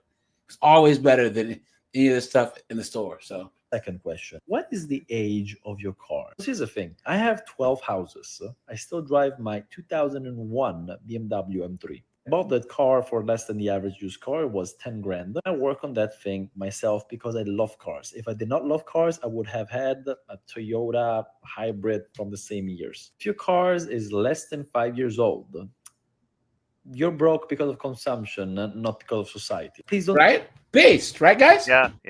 Right, guys? Guys, in the chat, I know I've asked you this before. Yeah, Scozy, thanks. Put how old your car is in the chat. I got a 2010 Chevy 2500. Yeah, I have a 2014. I got y'all both beat. I have a 2015 Nissan Altima that my best friend out here left to me when he passed away, and it has 60,000 miles on it. Right on, man. Nice. Yeah. I have a 2014 Toyota, and I've had it, man, 6-7 years now, no car payment, just chilling, As a matter of fact, when you were talking about cooking, I did have something that had never happened to me before. I was dating this woman in Santo Domingo, and I asked her what did she want to eat for dinner. She said Italian. And so I went to go jump on Uber Eats and found an Italian restaurant, and I told her to pick what she wants. And she was like, oh, no more, es mucho caro. Like it was just too much money. And so she went to the balcony, yelled to the tienda across the street, hey, yo, Chico, called him over and gave him a bunch of, gave him a shop, told him what to get. He brought it over, and she actually cooked spaghetti, made salad, made dressing from scratch, and cooked a couple of steaks for less than what it would have cost, what we would have ordered from the Italian restaurant. Right on, man. And I never had a woman, and in my mind, I'm just thinking, who does that? Yeah, well, that's how most women in the West used to be. Guys, here's the thing: this revisionist history, kind of like how us blacks forget like how socially well the black community was doing back in the 30s, 40s, 50s, 60s. We had the Harlem Renaissance and all this other stuff. We were the most married, had the least crime. We're establishing all these institutions and all these colleges and all these things, right? And people act like the black community now is how it's always been. Women are the same way. Women weren't like this 60 years ago. They weren't. Yeah, they would actually make their own cooking, ravioli cooking, and stuff. being mothers, raising children, planning events, being social. They wanted to be the one who was in charge of the neighborhood social stuff. You know what I'm saying? Secret. But it's a sad state of affairs that here I am. I wasn't used to that, and it was warped. And now, mind you, you get used to it real quick. And and so she would come to my apartment on the weekends because she worked during the week, and on Sunday she would literally cook enough food so that I wouldn't have to make anything to eat up until like Wednesday. She would cook several days worth of food for me. Yeah, my one friend, they said he's from the DMV. He's black, so he's only dated DMV chicks. until he moved to Seattle. And I told you guys he's a black mountain man, so he's always driven out to like Virginia and gone hiking and all this other stuff. Well, guys, make sure to hit the like button, guys. We have 63 likes. Guys, hit the like button. So he moved to Seattle, and then he starts dating these white girls, and these white girls like to hike and do all this stuff. He said the first girl that he met, he was on a hike, and they like hiked up. They met just randomly, said hi, exchanged numbers. So she's like, "Oh, I know this trail is my favorite trail." So she made this picnic, right? They hiked to the top of this kind of hill, mountain thing. She put out the spread, made everything, gave him a blowy, and then they went home. He's like, this is the greatest day of my life. But guys, a lot of young men, especially black men, aren't used to actually being treated like how women should treat men. It's sad. And now, sadly, I think the majority of white guys are the same way. The majority of white guys have to deal with all these blue-haired, short-haired, freaking overweight, lesbians looking feminists, right? I am woman, hear me roar, in numbers too big to ignore. Don't tell me, yeah, but all cars are unreliable. My BMW M3 has 250,000 miles. The Volkswagen diesel I have back in Europe has 400,000 miles. It's life choices, not society. How old is your phone? Oh, guys, I post 50 gigabytes of videos a day. My phone is dead after a year. But when I did not post as many videos, I would replace my phone once every 5 years. Why is it that everybody's iPhone is maximum 2 years old? They'd rather go for a cheap new version than just to keep their old good phone for a couple more years. How much is your phone carrier? You're going one of the main ones, Verizon, T-Mobile, and everything? How do you spend $90 a month when you don't even use all of this data? Again, I post 50 gigabytes of upload a day. I need something good. The funny thing, I still use Visible, which is $20 a month. And it's fine. I can still post 50 gigs a day of data. I know Section 8 people that have Verizon and they pay $90 a month and they don't even use it as much as I do. How many streaming subscriptions do you have? 1? Okay. You have 5. Why do you have 5? You really have to keep AC at minus 50 as most of America. Know that electricity, at least in America, is cheap, but still that's something that I will never understand. I could go on for hours about stuff, but going in the bad areas of the United States very often. I haven't seen a lot of houses as a real estate investor. I see how people live. I see where people spend their money. Most typical scene I would see is walking inside of this semi-destroyed house, very poorly kept, extremely dirty on the inside. Yes, unfortunately, I had to buy houses from slumlord and then had to fix them up from scratch because they were so badly kept. What made me angrier than the slumlord having a bad maintenance on their houses was these tenants on low-income housing Section 8 having this brand new car parked in front of it. And if I have and a flat screen in the living room, right? Oh, yeah. And a PS5 and an Xbox and a MacBook. Absolutely insane. Happens all the time. And all the weed they can smoke. Guys, my neighbors spinner rims too. Apartment, they were the neighbors below me, and they were ghetto AF, man. And that's when I was like, no more apartments for me. I'm gonna buy a house, right? They were always smoking weed, always. And they were on a housing voucher, guys. They got kicked out of the house for not paying rent, and the rent was like $16 a month. And they didn't pay the rent. But the guy always had Jordans. You know what I'm saying? They were always smoking weed. I'm like, well, you can't take $16 and pay your rent? Come on. To describe America today in terms of consumption, that's exactly what I'm going to describe. I am broke at home. My bank account sucks. The least society thinks that I'm not broke because my car is new. To me, this is unfortunately what America is becoming. Also, the reason why so many people cannot afford a $1,000 expense. That's not what I said. Then you do you. I think the biggest luxury I had is growing up as an Italian, where when you're broke, you are broke. Like you're living like you're broke. And it's normal, it's acceptable, and la dolce vita is your dolce far niente, the thing you fathom and fantasize so much, actually derives from being broke. The sweetness of doing nothing. Why? Because I'm broke and there's nothing I can do. So I'm just gonna chill at the beach and do absolutely nothing and not spend a dime. That's the way of living in Italy. Americans don't have That's the way most men live. If we're broke, guys, guys, here's the thing. Especially if you're young.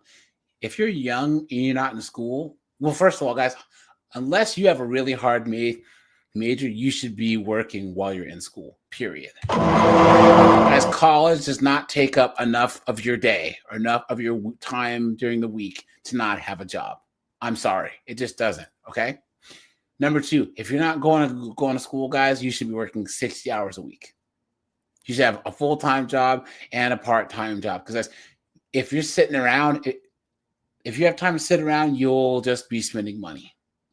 There's nothing better than when you've been working 60, 70 hours a week for 8 or 9 months. You look at it, you can't even check your bank account because you're so busy. You get up, you go to work, you come home, maybe throw in a video game, you eat a cup of noodles or whatever, go to sleep. Bing, bang, bing, bang, boom, watch, rinse, repeat.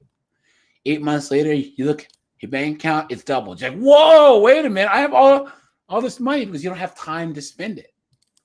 That's the number one thing that'll make you broke, is lots and lots of free time. And guys, out of the two sexes, who has the most free time? Women. Thank you. And that's why they're broke. That's why they're broke. You know, guys, can you name snowboard secret?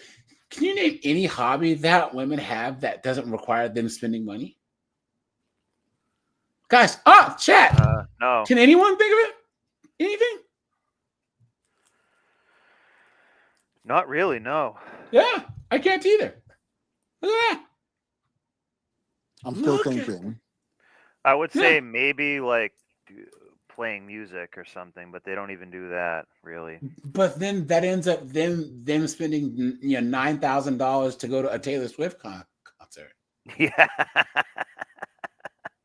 You know what I'm saying? Yeah, it's true.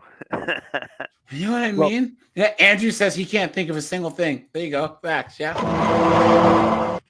What you were saying earlier had me thinking, and just how different women are over here versus other places. And I was dating this, and so I just sent you a couple of videos in the Discord. One is at me at the computer trading, and this one chick I was dating was just cleaning my apartment. And I sent you another video with another chick that I was dating. She had her daughter over, and her daughter was cleaning. Like literally, this little girl's like 3 years old, and she's cleaning the stove and wiping down, and yeah, they teach their daughters how to take care of a house.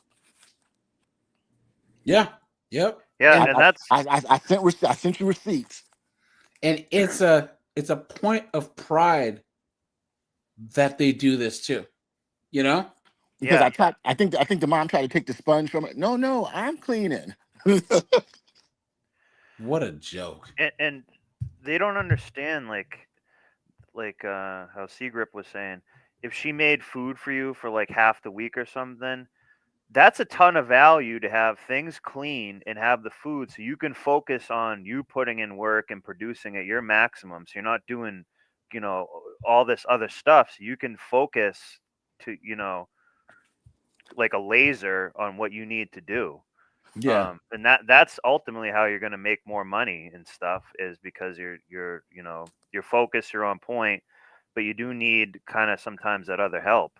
And that's what a woman should offer, and be happy to do it. It's not like that bad. Well, to be totally transparent, so she worked during the week, and so I would have another chick come through, like that Monday, Tuesday. I would have another chick come through, and I would literally feed them the food that she cooked for us. Okay, I mean this in Damn. So I was trying to. Here we go, guys. okay, I mean this in like the most respectful way possible. How much money do you have in your bank account? I'm 28 years old, and I'm like, I call myself broke all the time, and I'm like, what do we have?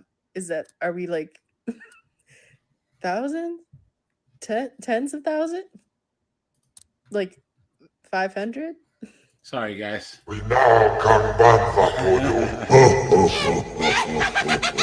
I don't know what is a normal amount. And I'm talking like you're checking. I'm not talking about like, oh, I have this in savings and this in a 401k and my IRA. I'm talking about your checking right now. What money are you using to spend on a daily basis? I want to know if I'm actually broke or if we're all broke or if we're all rich. Tell me the truth, please. Okay, now I have to wait 10 seconds so then I can monetize this. Ah! Get her out of here. Guys, look at that, dude. Look at that. No, guys, look. Sorry, I can't have a second on this face. I'm sorry, guys. Okay, I No, guys, look. Someone says, y'all have money in your bank accounts? Person says, $37, but bills are paid. Kids are happy, and a single mom is surviving. Chick says, girl, I'm in the negatives. Chick says, I'm making $4K a check.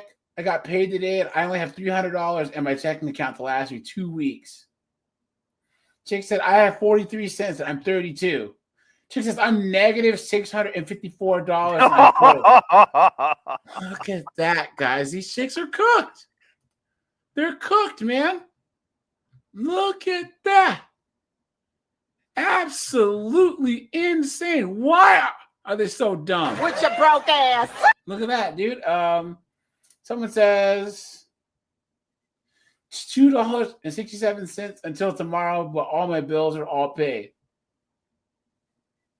Wow. Someone says about $3K, but rent's due, so that $3K isn't real. Someone says, I live in California. I have to save up to be broke.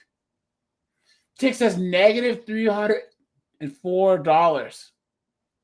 304. Look at, yeah, right? Look at that. Look at that, right? So, guys, all these chicks, you notice that they're all trying to use TikTok to pay off bills. Yep. Chick says she has $18. Says 8 cents. Negative $215. 71 cents. $4.52. Wow. Jesus. And they're not mentioning debt either. Negative $300. $47. Negative $55. $23. Less than $200. Man. Guys, these chicks are cooked. Cooked. Hey, guys, Skynet's not even really here yet. Because once Skynet's here, guys, they're really, really cooked. Then here we go. So there's a saying right now in China with the millennials there. It's called let it rot. And what they mean by that is that their form of capitalism has failed them so bad that they're so far in debt for their degrees, for housing and everything like we are here, that they're choosing to not participate in the system. Very similar to the B4 movement, just basically economically based.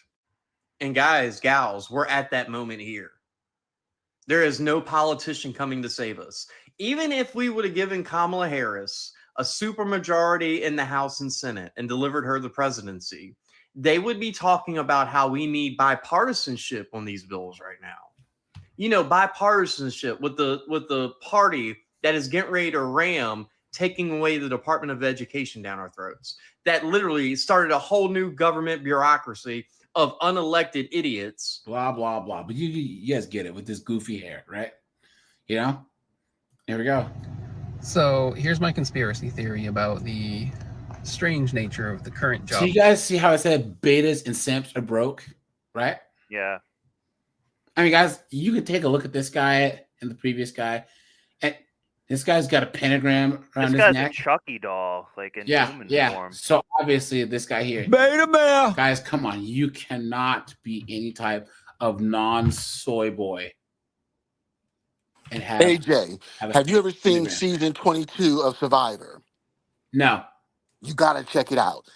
That was a season where it was men versus women, but they were on the same beach. And this is so telling because what was happening is the men were dominating and the women were losing every challenge left and right. And what ended up happening was the women started using their femininity. They went after the gays and the betas and got them on their side to vote out. And they started voting out the strong in the men, the leaders of the men. And one of the leaders was telling them this is what's going to happen. And he even predicted the woman that was going to win. And said, y'all need to get rid of her. And it's so telling because this is how it is happening in society. They get the Except, betas and except. gotta watch it. It's a But here's the master thing. class. Secret. Where are you from originally? I'm from Philly. Okay, so you've been to Central PA, right? Yeah. Hershey. Yeah, you guys know how there's Allentown and Yep. and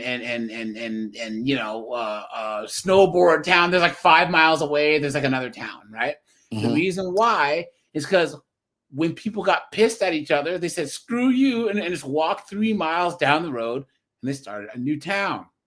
What that survivor doesn't do is it doesn't. If you kick the strong men out, the strong men aren't just going to die in the cold. They're just going to leave, start their own town, right? And build it up stronger. And the soy boys and the chicks are going to have to come back, dragging themselves back to the strong men at some point. Because they're going to either that or they're going to perish. That's just how it works. That's how it's always worked. The strong men are going to always survive, period. The smart men, the intelligent men, the practical men are always going to survive. And then the soy boys and the chicks are going to have to rely on those men. But here's the thing, guys. What if the strong, smart, intelligent, ambitious guys don't want to save everyone else? That's the scary thing that's happening today. These guys are saying, no, I will sit in my bunker with the food that I've pickled or whatever, and the generator and solar panels I've created. And if you come on my property, I will shoot you. You know what I'm saying? Well, this is I'm gonna put my my foil hat on. Wait until eventually they're going to start coming after. They already are the brothers that are now going overseas and dating. They're coming after us now, and I can tell you stories on how hard of a time they give me whenever I come back into this country and the scrutiny that I go under. And one of my last trips, they had me in Border Patrol for like 4 hours trying to find something on me. Did you see that? I think it was Sweden. They outlawed Thai passports so that Thai men can't bring their. I'm sorry, so that Swedish men can't bring their Thai brides back to Sweden. Yeah, I believe it. I gotta look that up, but I believe it. Yep. So that's what's going to happen. They're going to try to, by hook or by crook, they're going to try to keep us here because, as you said before, men, we're going to find a way. And because of channels and brothers like you that are, Kevin Samuels said it best when he had these women on. He would ask, what daytime shows or what mass media do we have out there speaking to men and about men issues? And that's where, now this whole new form of media, YouTube, Rumble, and all these other different channels, brothers are getting the word out and we're now talking. We're no longer being the silent minority. We are putting our voices out there, and for the brothers that are brave enough to and open enough to listen to us, oh yeah, things are going to change. Hey guys, this is how crazy Western chicks are. You guys ready for this? I'm gonna need the race card. Look at this, guys. Hi, how you doing? Life is stupendous. Where you calling from? Pennsylvania. I'm originally from New York, though. Okay, what part of Pennsylvania are you from? Wilkes-Barre. Okay, cool. Wilkes-Barre's out in the middle of nowhere, dude. Yikes. Can I help you today? Okay. Well, to start off, I'm 27, right? She's 27. And, okay. A lot of guys. Looks about 43. They want to date me. They want to be with me, But I feel like They're too overly obsessed with my body. You've been had. You've been took. You've been hoodwinked, bamboozled, led astray, run amok. Really? What's wrong with your body? What's going on No. with your body? I said overly obsessed. Like they say I look good and my energy is good, but I can't get with them. Like I feel Can like we see the body that they're obsessing over? it's regular to me, but I don't like to overhype myself. But you Look at that New York accent. She's look at that. Look at that sucking on her teeth. Come on, dude. These chicks, New York. I don't know how you New York dudes do this. I ain't trying to hype myself up. You know what I'm saying?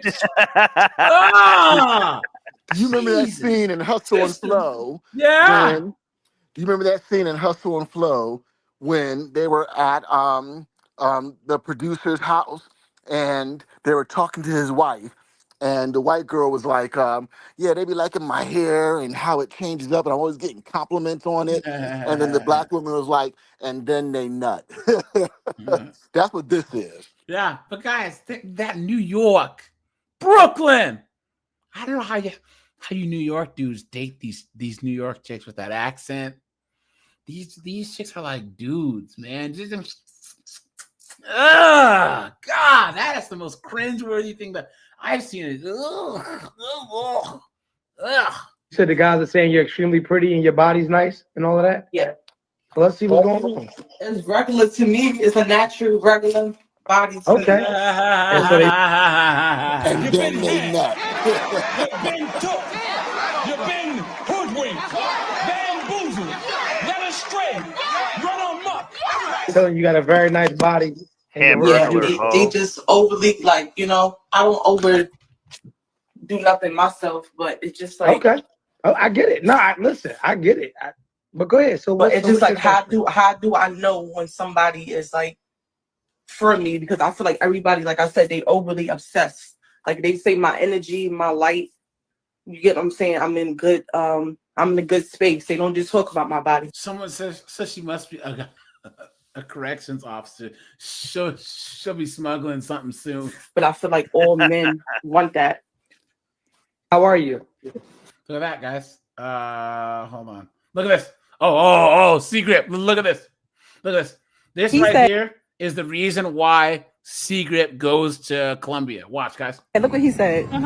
He said, I hope everything okay with you. I'm here if you need anything. Hit me up, Queen, anytime. I said, can you send me $300 or can I come pick it up from you? Look what he said. Yeah, I got you, babe, but I paid us some stuff this week. You asked me a little too late. I can send you half of it next week, like maybe half of what, 200 or 250. I said, you full of shit. I was supposed to go out with you Sunday, and now you talking about you bought tickets for a concert. I said, I'm a grown-ass woman. I don't play games. I asked for it now, not next week. But you also don't have $300. She's begging. You hypocrite. Look at that, guys. I don't know why anyone's dating in the United States nowadays. And guys, yo, hey, Secret. This has to be the most ghetto thing that I've ever seen. Oh my God, what is this? Guys. See it. Watch. Hey. I'm about to kill a goat and make these niggas. Oh my God. Someone's good at it. I got her money. Look at that. Yeah. Someone's good at it. I got her money.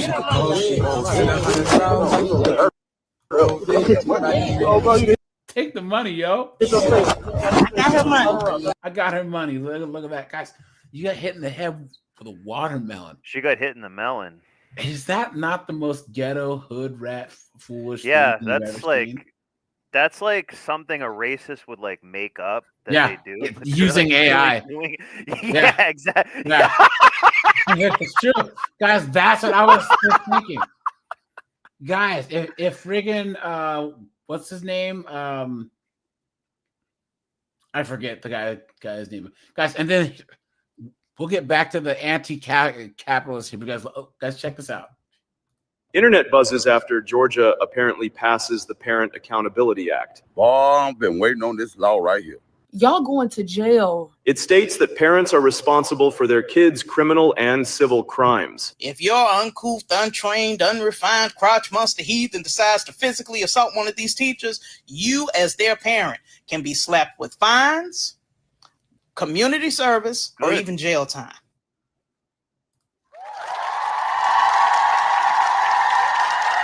Good.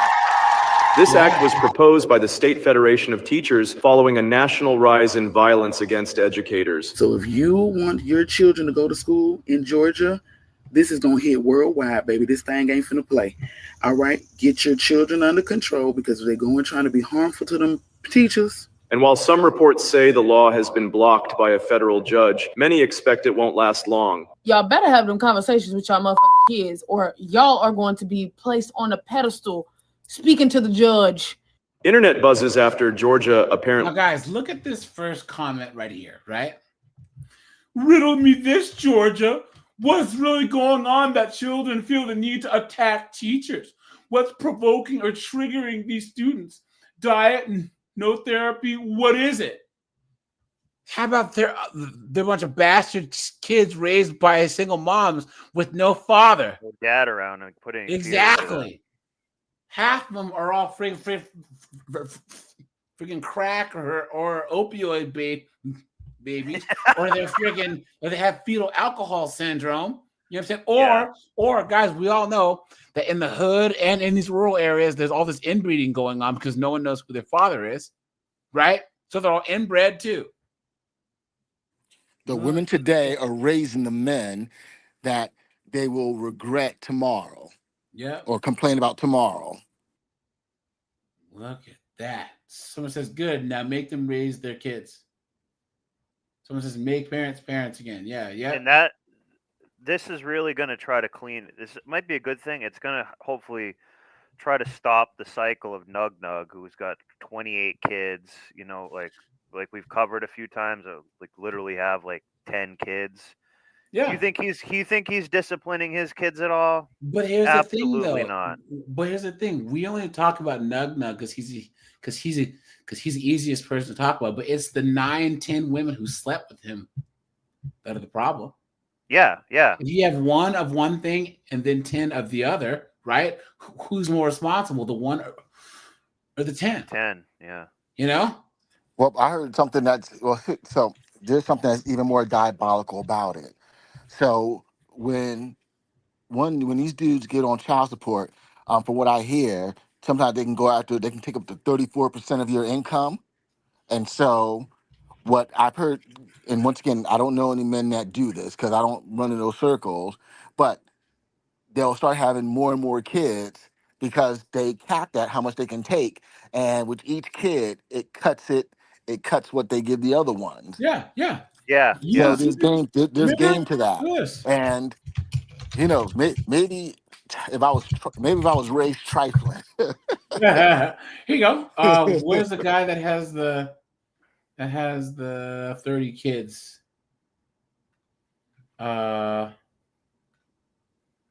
C-Grip, they call that the Genghis Khan approach. Man holds a county record in Knoxville. Listen to this. He's the father of 30 children, and he's only 33 years old.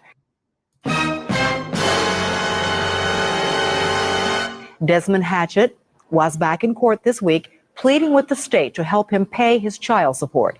He's the father of 30 kids with 11 different women, and each of them wants support.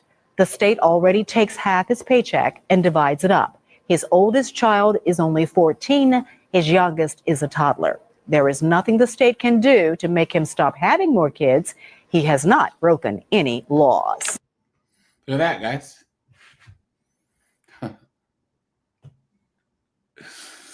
Absolutely insane. You know? The guy did a real hatchet job. Yeah. And guys, here's the thing. All these chicks know about each other. You know?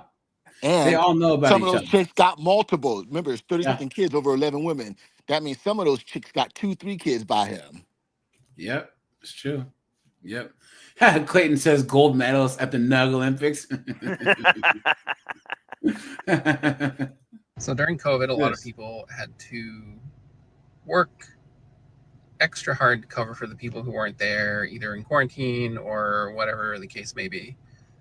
As time went on, the employers kept saying, once this passes, we'll hire more people. But the employers started to see that the workers could do this work and work extra hard and do everything they wanted them to do with fewer employees. So when COVID ended, as they say it ended, it's still going on, but they decided to post the jobs, but instead of actually hiring people, they're just using that as a ploy to convince their current employees who are working the jobs of multiple people that someday, soon, others will come and help them. And in order to keep costs down, they're not actually hiring any of these people, because I myself, when I was looking for a job, I probably applied to 200 plus jobs. Not a single one even called me back. And I have a lot of certifications. He probably sent his picture in with his application. Yeah, I know. You look like a human version of the Chucky doll. I don't even like looking at this guy's face. He's like, you can just tell this is just real bad for him. But do you see the pentagram? Yeah, I know. I did. Yeah.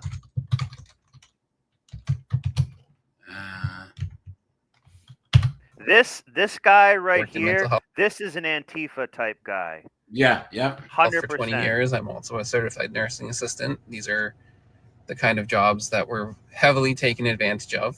And I think that it's a ploy. I think these jobs are available, but they don't want to pay you for it. And they're using the hard labor of the employees they have. So that's why you get a different job. You guys know who's not complaining about the pay? Plumbers. Yeah, start your own business. Yeah, you don't like it. I didn't like working for a company, so I made my own business. These people can do that too. Guys, nothing good is going to come from this dunderhead's mouth. Nothing. The glasses, the bull ring, the nails, the friggin' hand tattoos, guys. Come on. Streets.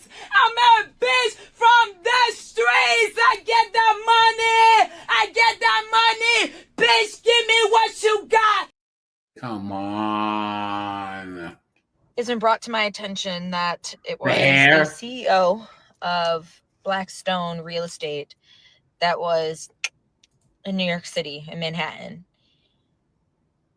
When people have nothing left to lose, they are the very people you should be the most afraid of. Is one side of her head shaved?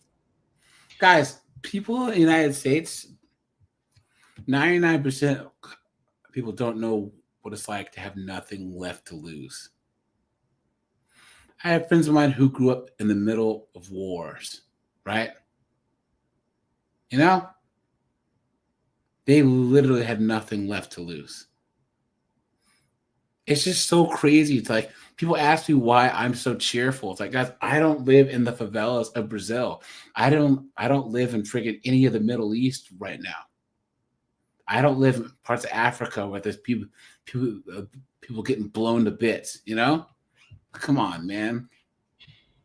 The American people are fed up because not only is everything way too expensive, we can't find homes, we can't find jobs, we can't get paid, we can't feed our families, we can't have families, we can't have rights. You are going to see more people at the top that are going to get if shit does not change for all of us that fall below them. Y'all think that people are going to just sit there and continue to allow what's going on in the world to just keep passing them by and not do a fucking thing to stop it. People are fed up. People are tired because we've been fed and told a lie all of our lives. Go to school, get good grades, graduate high school, you go to high school, you go to college, you get a 4-year degree, you get that degree, when you come out, you'll have a job and then you'll be able to pay. That's not the reality anymore. Because when I go to school and I do well and I graduate, and then I go to another school and I do well and I graduate, I leave out with over $80,000 in debt and not a job that even pays me $80,000. We knew that was coming, right, guys? Yep. We Guess knew being a that was social coming. worker didn't work out that well for you. I did it? know, facts. Yep. Guys, $80,000 in debt. And hey, you could probably get a better job if you pulled that bullshit out of your nose and got a regular hairstyle. You know, come on. Yeah, true. I'm making 30, 35, 40, 45. And my debt is over 80. My rent is over 2,000. My car is over 500. The Yeah. insurance is over 300. The groceries are over 500. How are you spending $500 a month on groceries? What? What are you talking about? Look at that. $500 a month on groceries? You stupid woman. The cost of living is over thousands. But my pay. Notice her nails are done. Is 35 before taxes. She makes $35,000 a year. You are going to see a lot more bodies dropping and a lot more people pissed off because y'all don't want to fucking listen to us and y'all don't care. Because as long as you keep making your money and you keep making more and you keep advancing and you keep letting all of us just fall down the line. You see this communist mindset? Guys, I need you to put a 1 in the chat if you agree with me. Capitalism is a masculine mindset and communism is a feminine mindset. And she's wrong because people, they have turned the people in the United States into sheeple. And just think about COVID. I mean, well, I apologize. The corona. I mean, the say the flu. cough. Just say cough. Thank you. Yeah, think about the cough. Mm-hmm. If this was 50 years ago, do you think the government could have said, "Hey, you can't work, you can't run your store, and you can't see your families"? Do you think the Americans would have stood for that 50 years ago, 40 years ago? But look at the Spanish influenza outbreak of 1918, where people were wearing masks. A lot of people did perish, but people still had to go to work because there's a lot more manual labor that had. Guys, don't put anything crazy about the cough in the chat, okay? But guys, once again, you know,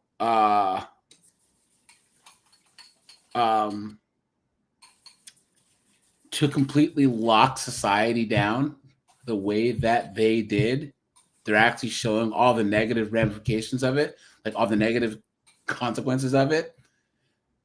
There had to have been some other option other than just locking everyone completely down. And the small business owners, these restaurants that have been around, especially Secret Youth in Philly, how many cornerstones of the Philadelphia restaurant scene didn't make it through the cough? By no fault, 80%. Yeah, even with the PPP loans and all, they just couldn't make it. You know what I'm saying? My favorite hoagie cheesesteak shop shut down. Yeah.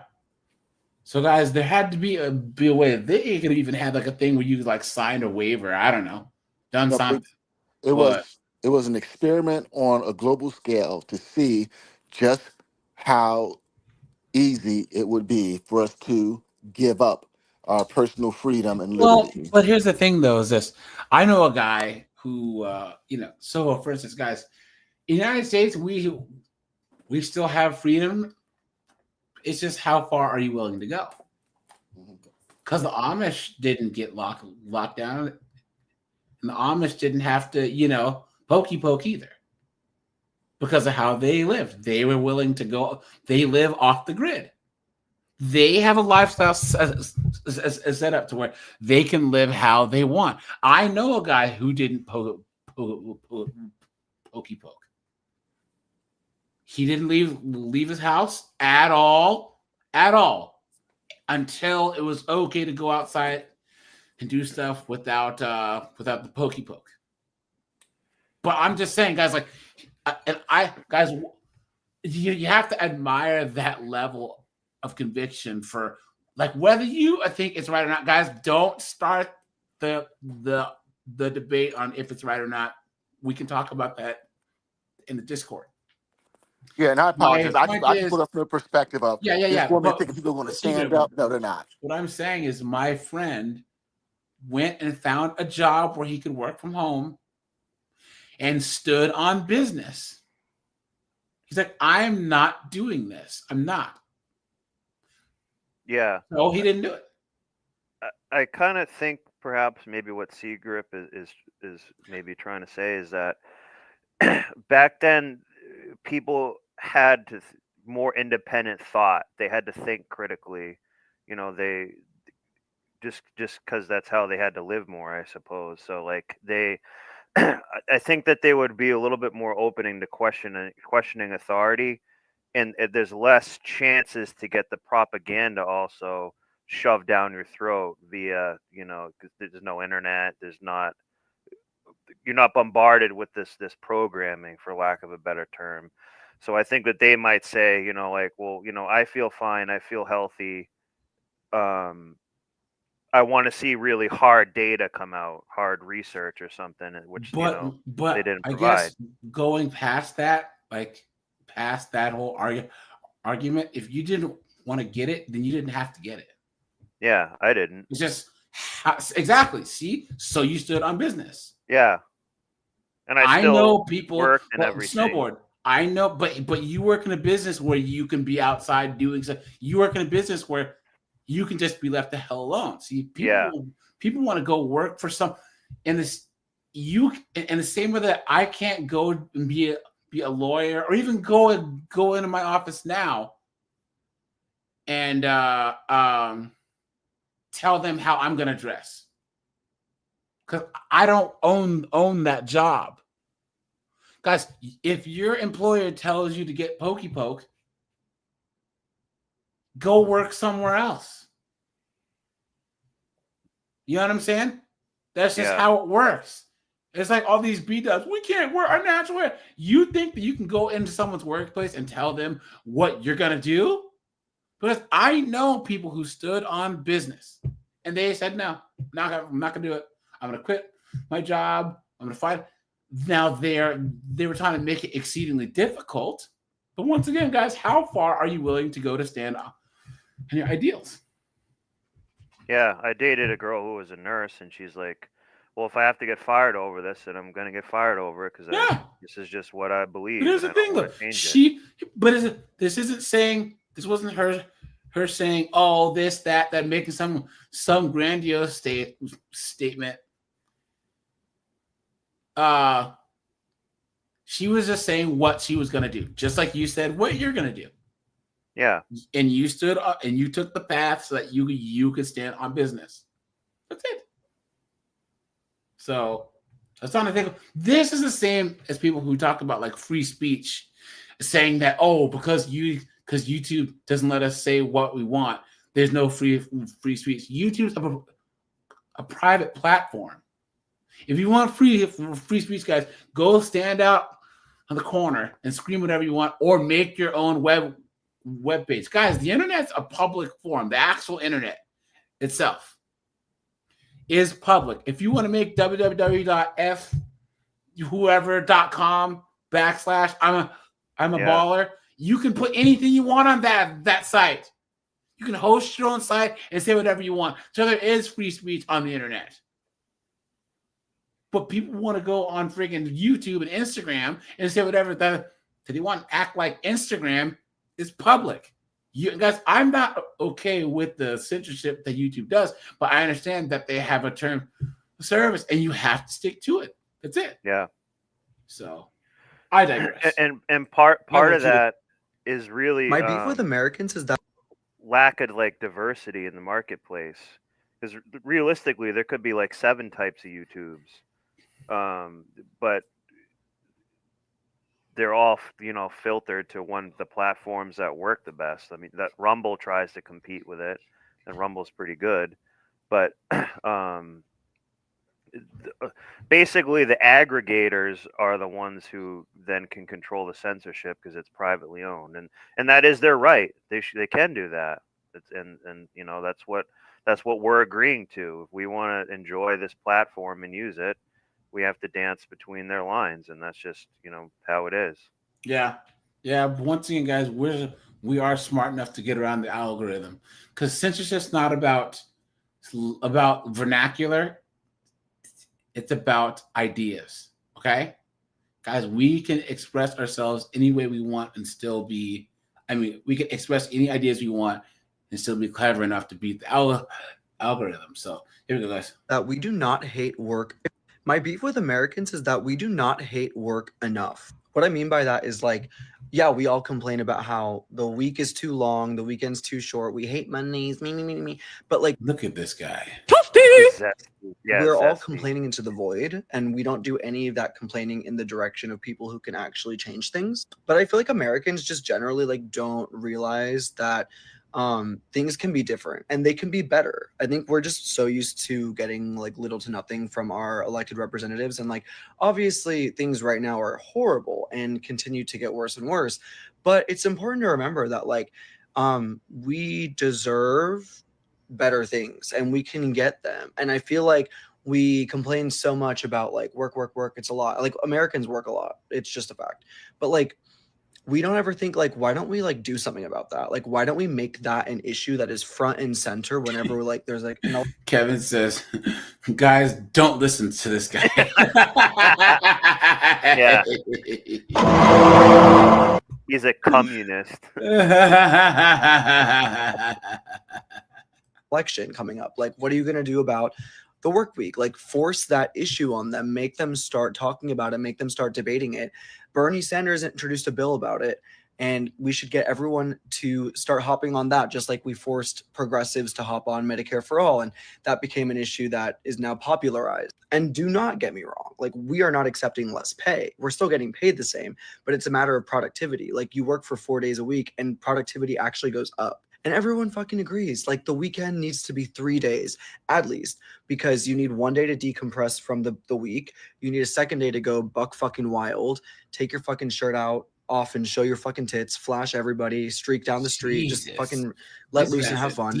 And a third day to do all your errands and chores and all the bullshit you weren't able to do during the week because you're working. And like, it's crazy because I'm like, who actually would oppose this? Who isn't like a boss or like a CEO or like someone who actively benefits from exploiting labor? But like the vast majority of people who literally just go to work and collect a paycheck, like I feel like if we all were just like, wait, yeah, fuck that, let's just do 4 days, we could get it. Like if that we made that a truly an actual like front and center issue, like a main issue. Like I don't understand who would be against that. Like, are you fucking like, I don't know, dude. Like every time Monday rolls around, I'm just like, this cannot be life. Like something's got to give, or else I'm gonna throw myself off a.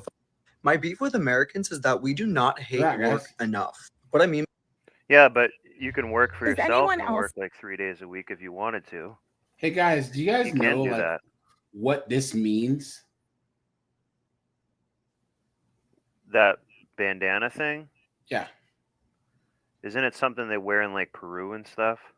Now, guys, does anyone in the chat know what this means? Well, I know some communists like wear that. So but this is. I don't know actually what it means. So they always say that this is a Palestine thing, and it's not. Guys, this is originally from Iraq, right? This is an Iraqi.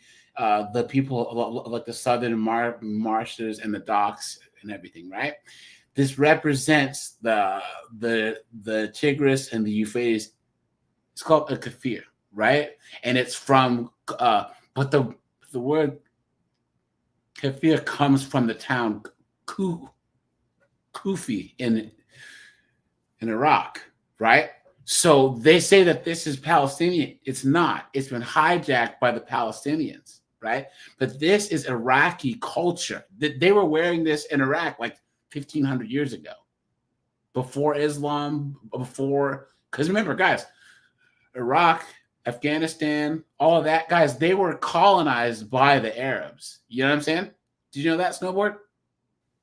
No, not really. Okay, so Snowboard, where is Mesopotamia? It's Iraq, basically. Okay. And what were the religions there back in the Mesopotamian days? Well, I know some people call that like the cradle of civilization. Yes, but they were Sumerians, they were Babylonians. They had Gilgamesh and Zoroastrianism, right? All those ancient religions, right? But isn't it funny how now everyone from Morocco to Iran to Azerbaijan all speak Arabic and are Muslims? Yeah. Now, how does that happen, guys? What's the magic word that starts with a C and rhymes with smollenization, right? Isn't it funny how they'll say, "Oh, you horrible Europeans, colonizers!" But the biggest colonizers on planet Earth were the Arabs. Think about that for a second. Think about how many people on Earth speak Arabic from different areas, from Morocco all the way to like a lot of the former Soviet republics, and then the Azerbaijan and all the way over there, all the way even over to like Siberia. They speak Arabic. Yeah. That's a large swathe of people. And before they were Arabized, right? They spoke thousands and thousands of different languages, had thousands and thousands of different religions. But they don't ever say anything about the Arab colonization like the Ottomans. The Ottomans had one of the largest empires in colonization periods of all time. And people go, "Oh my God, the British, the French, they had slaves." The friggin' Middle Easterns they have slaves now. The Arabic slave trade never stopped. And these dunderheads are wearing this. Please. Just fucking so done with it's the middle of summer technology bullshit and capitalism trying to optimize everything and just making our days so much fucking harder than they need to be. I'm a massage therapist. I have a little business. It's just me and... Of course you are. Yeah. Special massage. Maybe that's what she uses the rag for, to wipe it off. My table, right? I have for 10 years used a really great service called Schedulicity. That was just a simple scheduling service. That's all I needed. I don't need bells and whistles. I had a website, that, oh, by the way, turns out to be owned. TJ. Yeah, I agree. Empires require expansion. That's how it goes. I agree. It's not good. It isn't bad. It just is what it is. What I'm saying, though, is, TJ, we do have a very Eurocentric / Americentric, not us, because we have some sense, but these wokey wokes have a very Amera / Western centric hatred towards colonization. And they sure do have a love for these freaking other places that did the same thing, if not worse. By genocidal maniacs. So now I'm having to redo that because there is no that's basically what conscious Israel's consumption trying of to do right capitalism. now. And same thing with Russia. But anyway, so Schedulicity decides to capitalism. Wait. What? That's almost, in a sense, that's what Israel is trying to do with Gaza Strip and all that. Well, as of earlier today, where he said that they're going to take over all of the Strip, yes. But remember, they pulled out in 2005. They completely pulled out, and the West Bank. So it actually shrank. The country actually shrank. You know what I'm saying? So what I'm saying is, I don't believe either side is right. But I think that that there's so much hyperbole going on each side to where you actually can't even have an educated opinion on this, because there's so much lies going on. So, for instance, right, everyone's like, "Oh man, the people of the small hat country want to delete all of the Palestinians." Well, guys, when they first got there was like 600,000 Palestinians, and now there's like 6.5 million of them in that area, including like 2 million of them living in the country of Israel. So how is it that a group that's trying to be exterminated has grown 10 times in the last 77 years? That doesn't mean that I'm saying that that country are the good guys. What I'm saying is that makes me not believe it's just the same as when the German guy did. It's not the same thing, guys. They will never, ever be able to have a solution until they can accurately say what the problem is and have solutions. Period. But I'm saying I think the motive for either of them is expansion, if you really go down to it. Yeah. Well, like I said, I don't. Perhaps I don't really know. I just was saying, like, because what TJ said is true, but if you start boiling it down, I mean, that's what countries want to take more land and you get bigger and everything. Yeah, I think that I read to a degree. I read a story or a book or an article about how war with Japan was just inevitable because the Pacific just wasn't big enough for Japan, the United States. Now, some people try and say that that's giving them a reason to attack us. But guys, even their military, was it Admiral Tojo or whatever, was like, we cannot mess with the United States. It's a bad idea, right? That's not saying that it's a good thing that they attacked us, but they're just saying it was inevitable, because you had 2 fairly large empires. Don't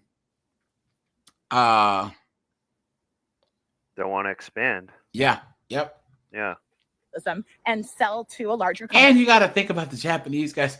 They're like, wait a minute, you're trying to say that we as an Asian kind of country can't do what you Europeans have been doing for the last 300 years? I mean, it makes sense, Vigaro. I had no say in that. All of my stuff just gets transferred over to a new company that I didn't agree to. Their user interface is completely fucked. Right now, the booking function doesn't work. We called, spent 3 hours on the phone, needed to get my boy. Blah, blah, blah. I don't think there's anything worse than having a job that you absolutely despise and cannot stand and dread going to work every day. Someone that had $35 an hour to just sit on a phone, that's pretty good money, man. Look at this. Let's do times 12. That's like $67,000 a year. Yeah. A $35 an hour job that was also remote. It's not lost on me how lucky I was. I want to be very clear about that. I felt every single day when I went to work, while I had to listen to a bunch of upper middle managers and executives mac and cheese sounds themselves under the table constantly about how amazing they were and all the good things that they were doing, while also all of the entry-level employees were not doing good enough and they needed to think about shareholder value. And hey, I know things are hard, but let me give you a $500 bonus, because giving you a $500 raise meant that you were going to have to get an exponential pay increase every single year. While they literally jumped through the wildest mental gymnastics hoops to try to change their language to make it seem like they were doing. You're a beta. It's called corporate America.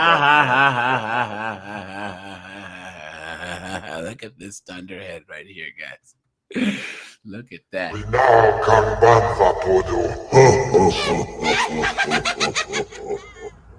$250 a week. I'll be right back, guys.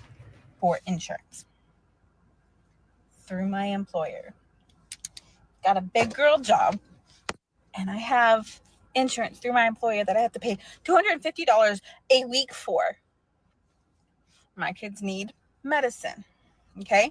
My daughter can literally not function in school if she does not have medicine for her ADHD. My son has anxiety and depression, and he needs medication to keep him alive. Believe me, he was hospitalized because he didn't want to be.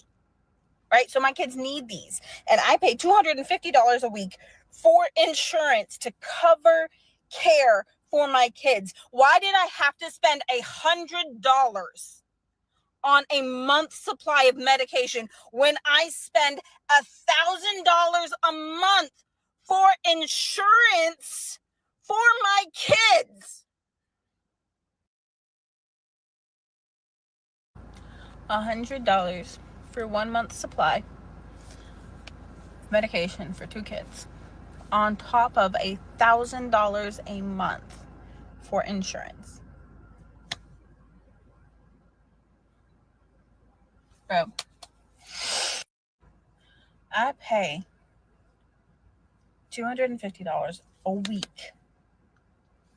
for insurance through my employer.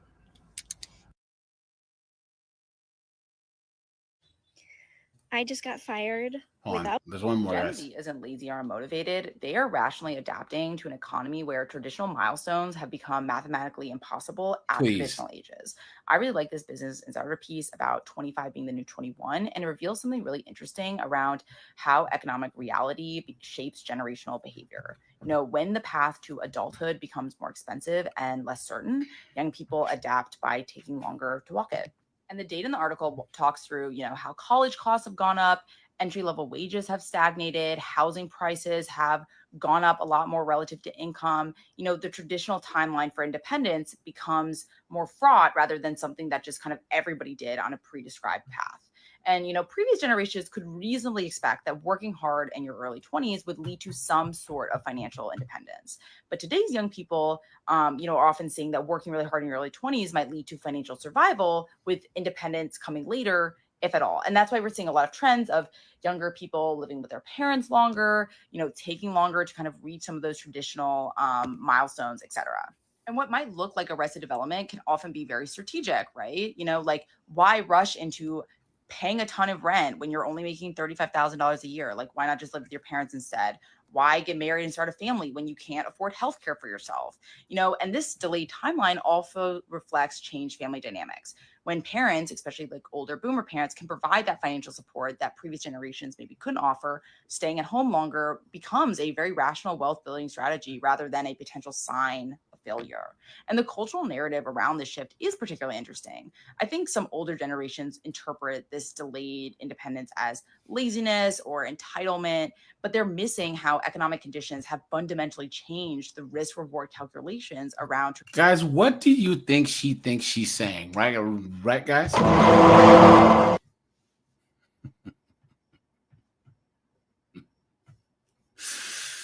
Guys, simps, betas, and 304s are broke as a joke, you know? But guys, I'm going to shut this bad boy down a little early because I got to be up early tomorrow. So, guys, I'm going to shut this bad boy off. Guys, I will be live tomorrow, 51304s, guys. You know, I think we'll look at some nurses. Guys, I'll probably do a daytime live tomorrow. There was a news story that I want to go over. So, guys, I'll probably be live during the day tomorrow at 4 p.m. on this channel. I'll let you guys know the topic as soon as I can, but I have it saved. So, all right, guys, I'll shut this down early. Guys, I appreciate you guys. I'll catch you guys in the next one.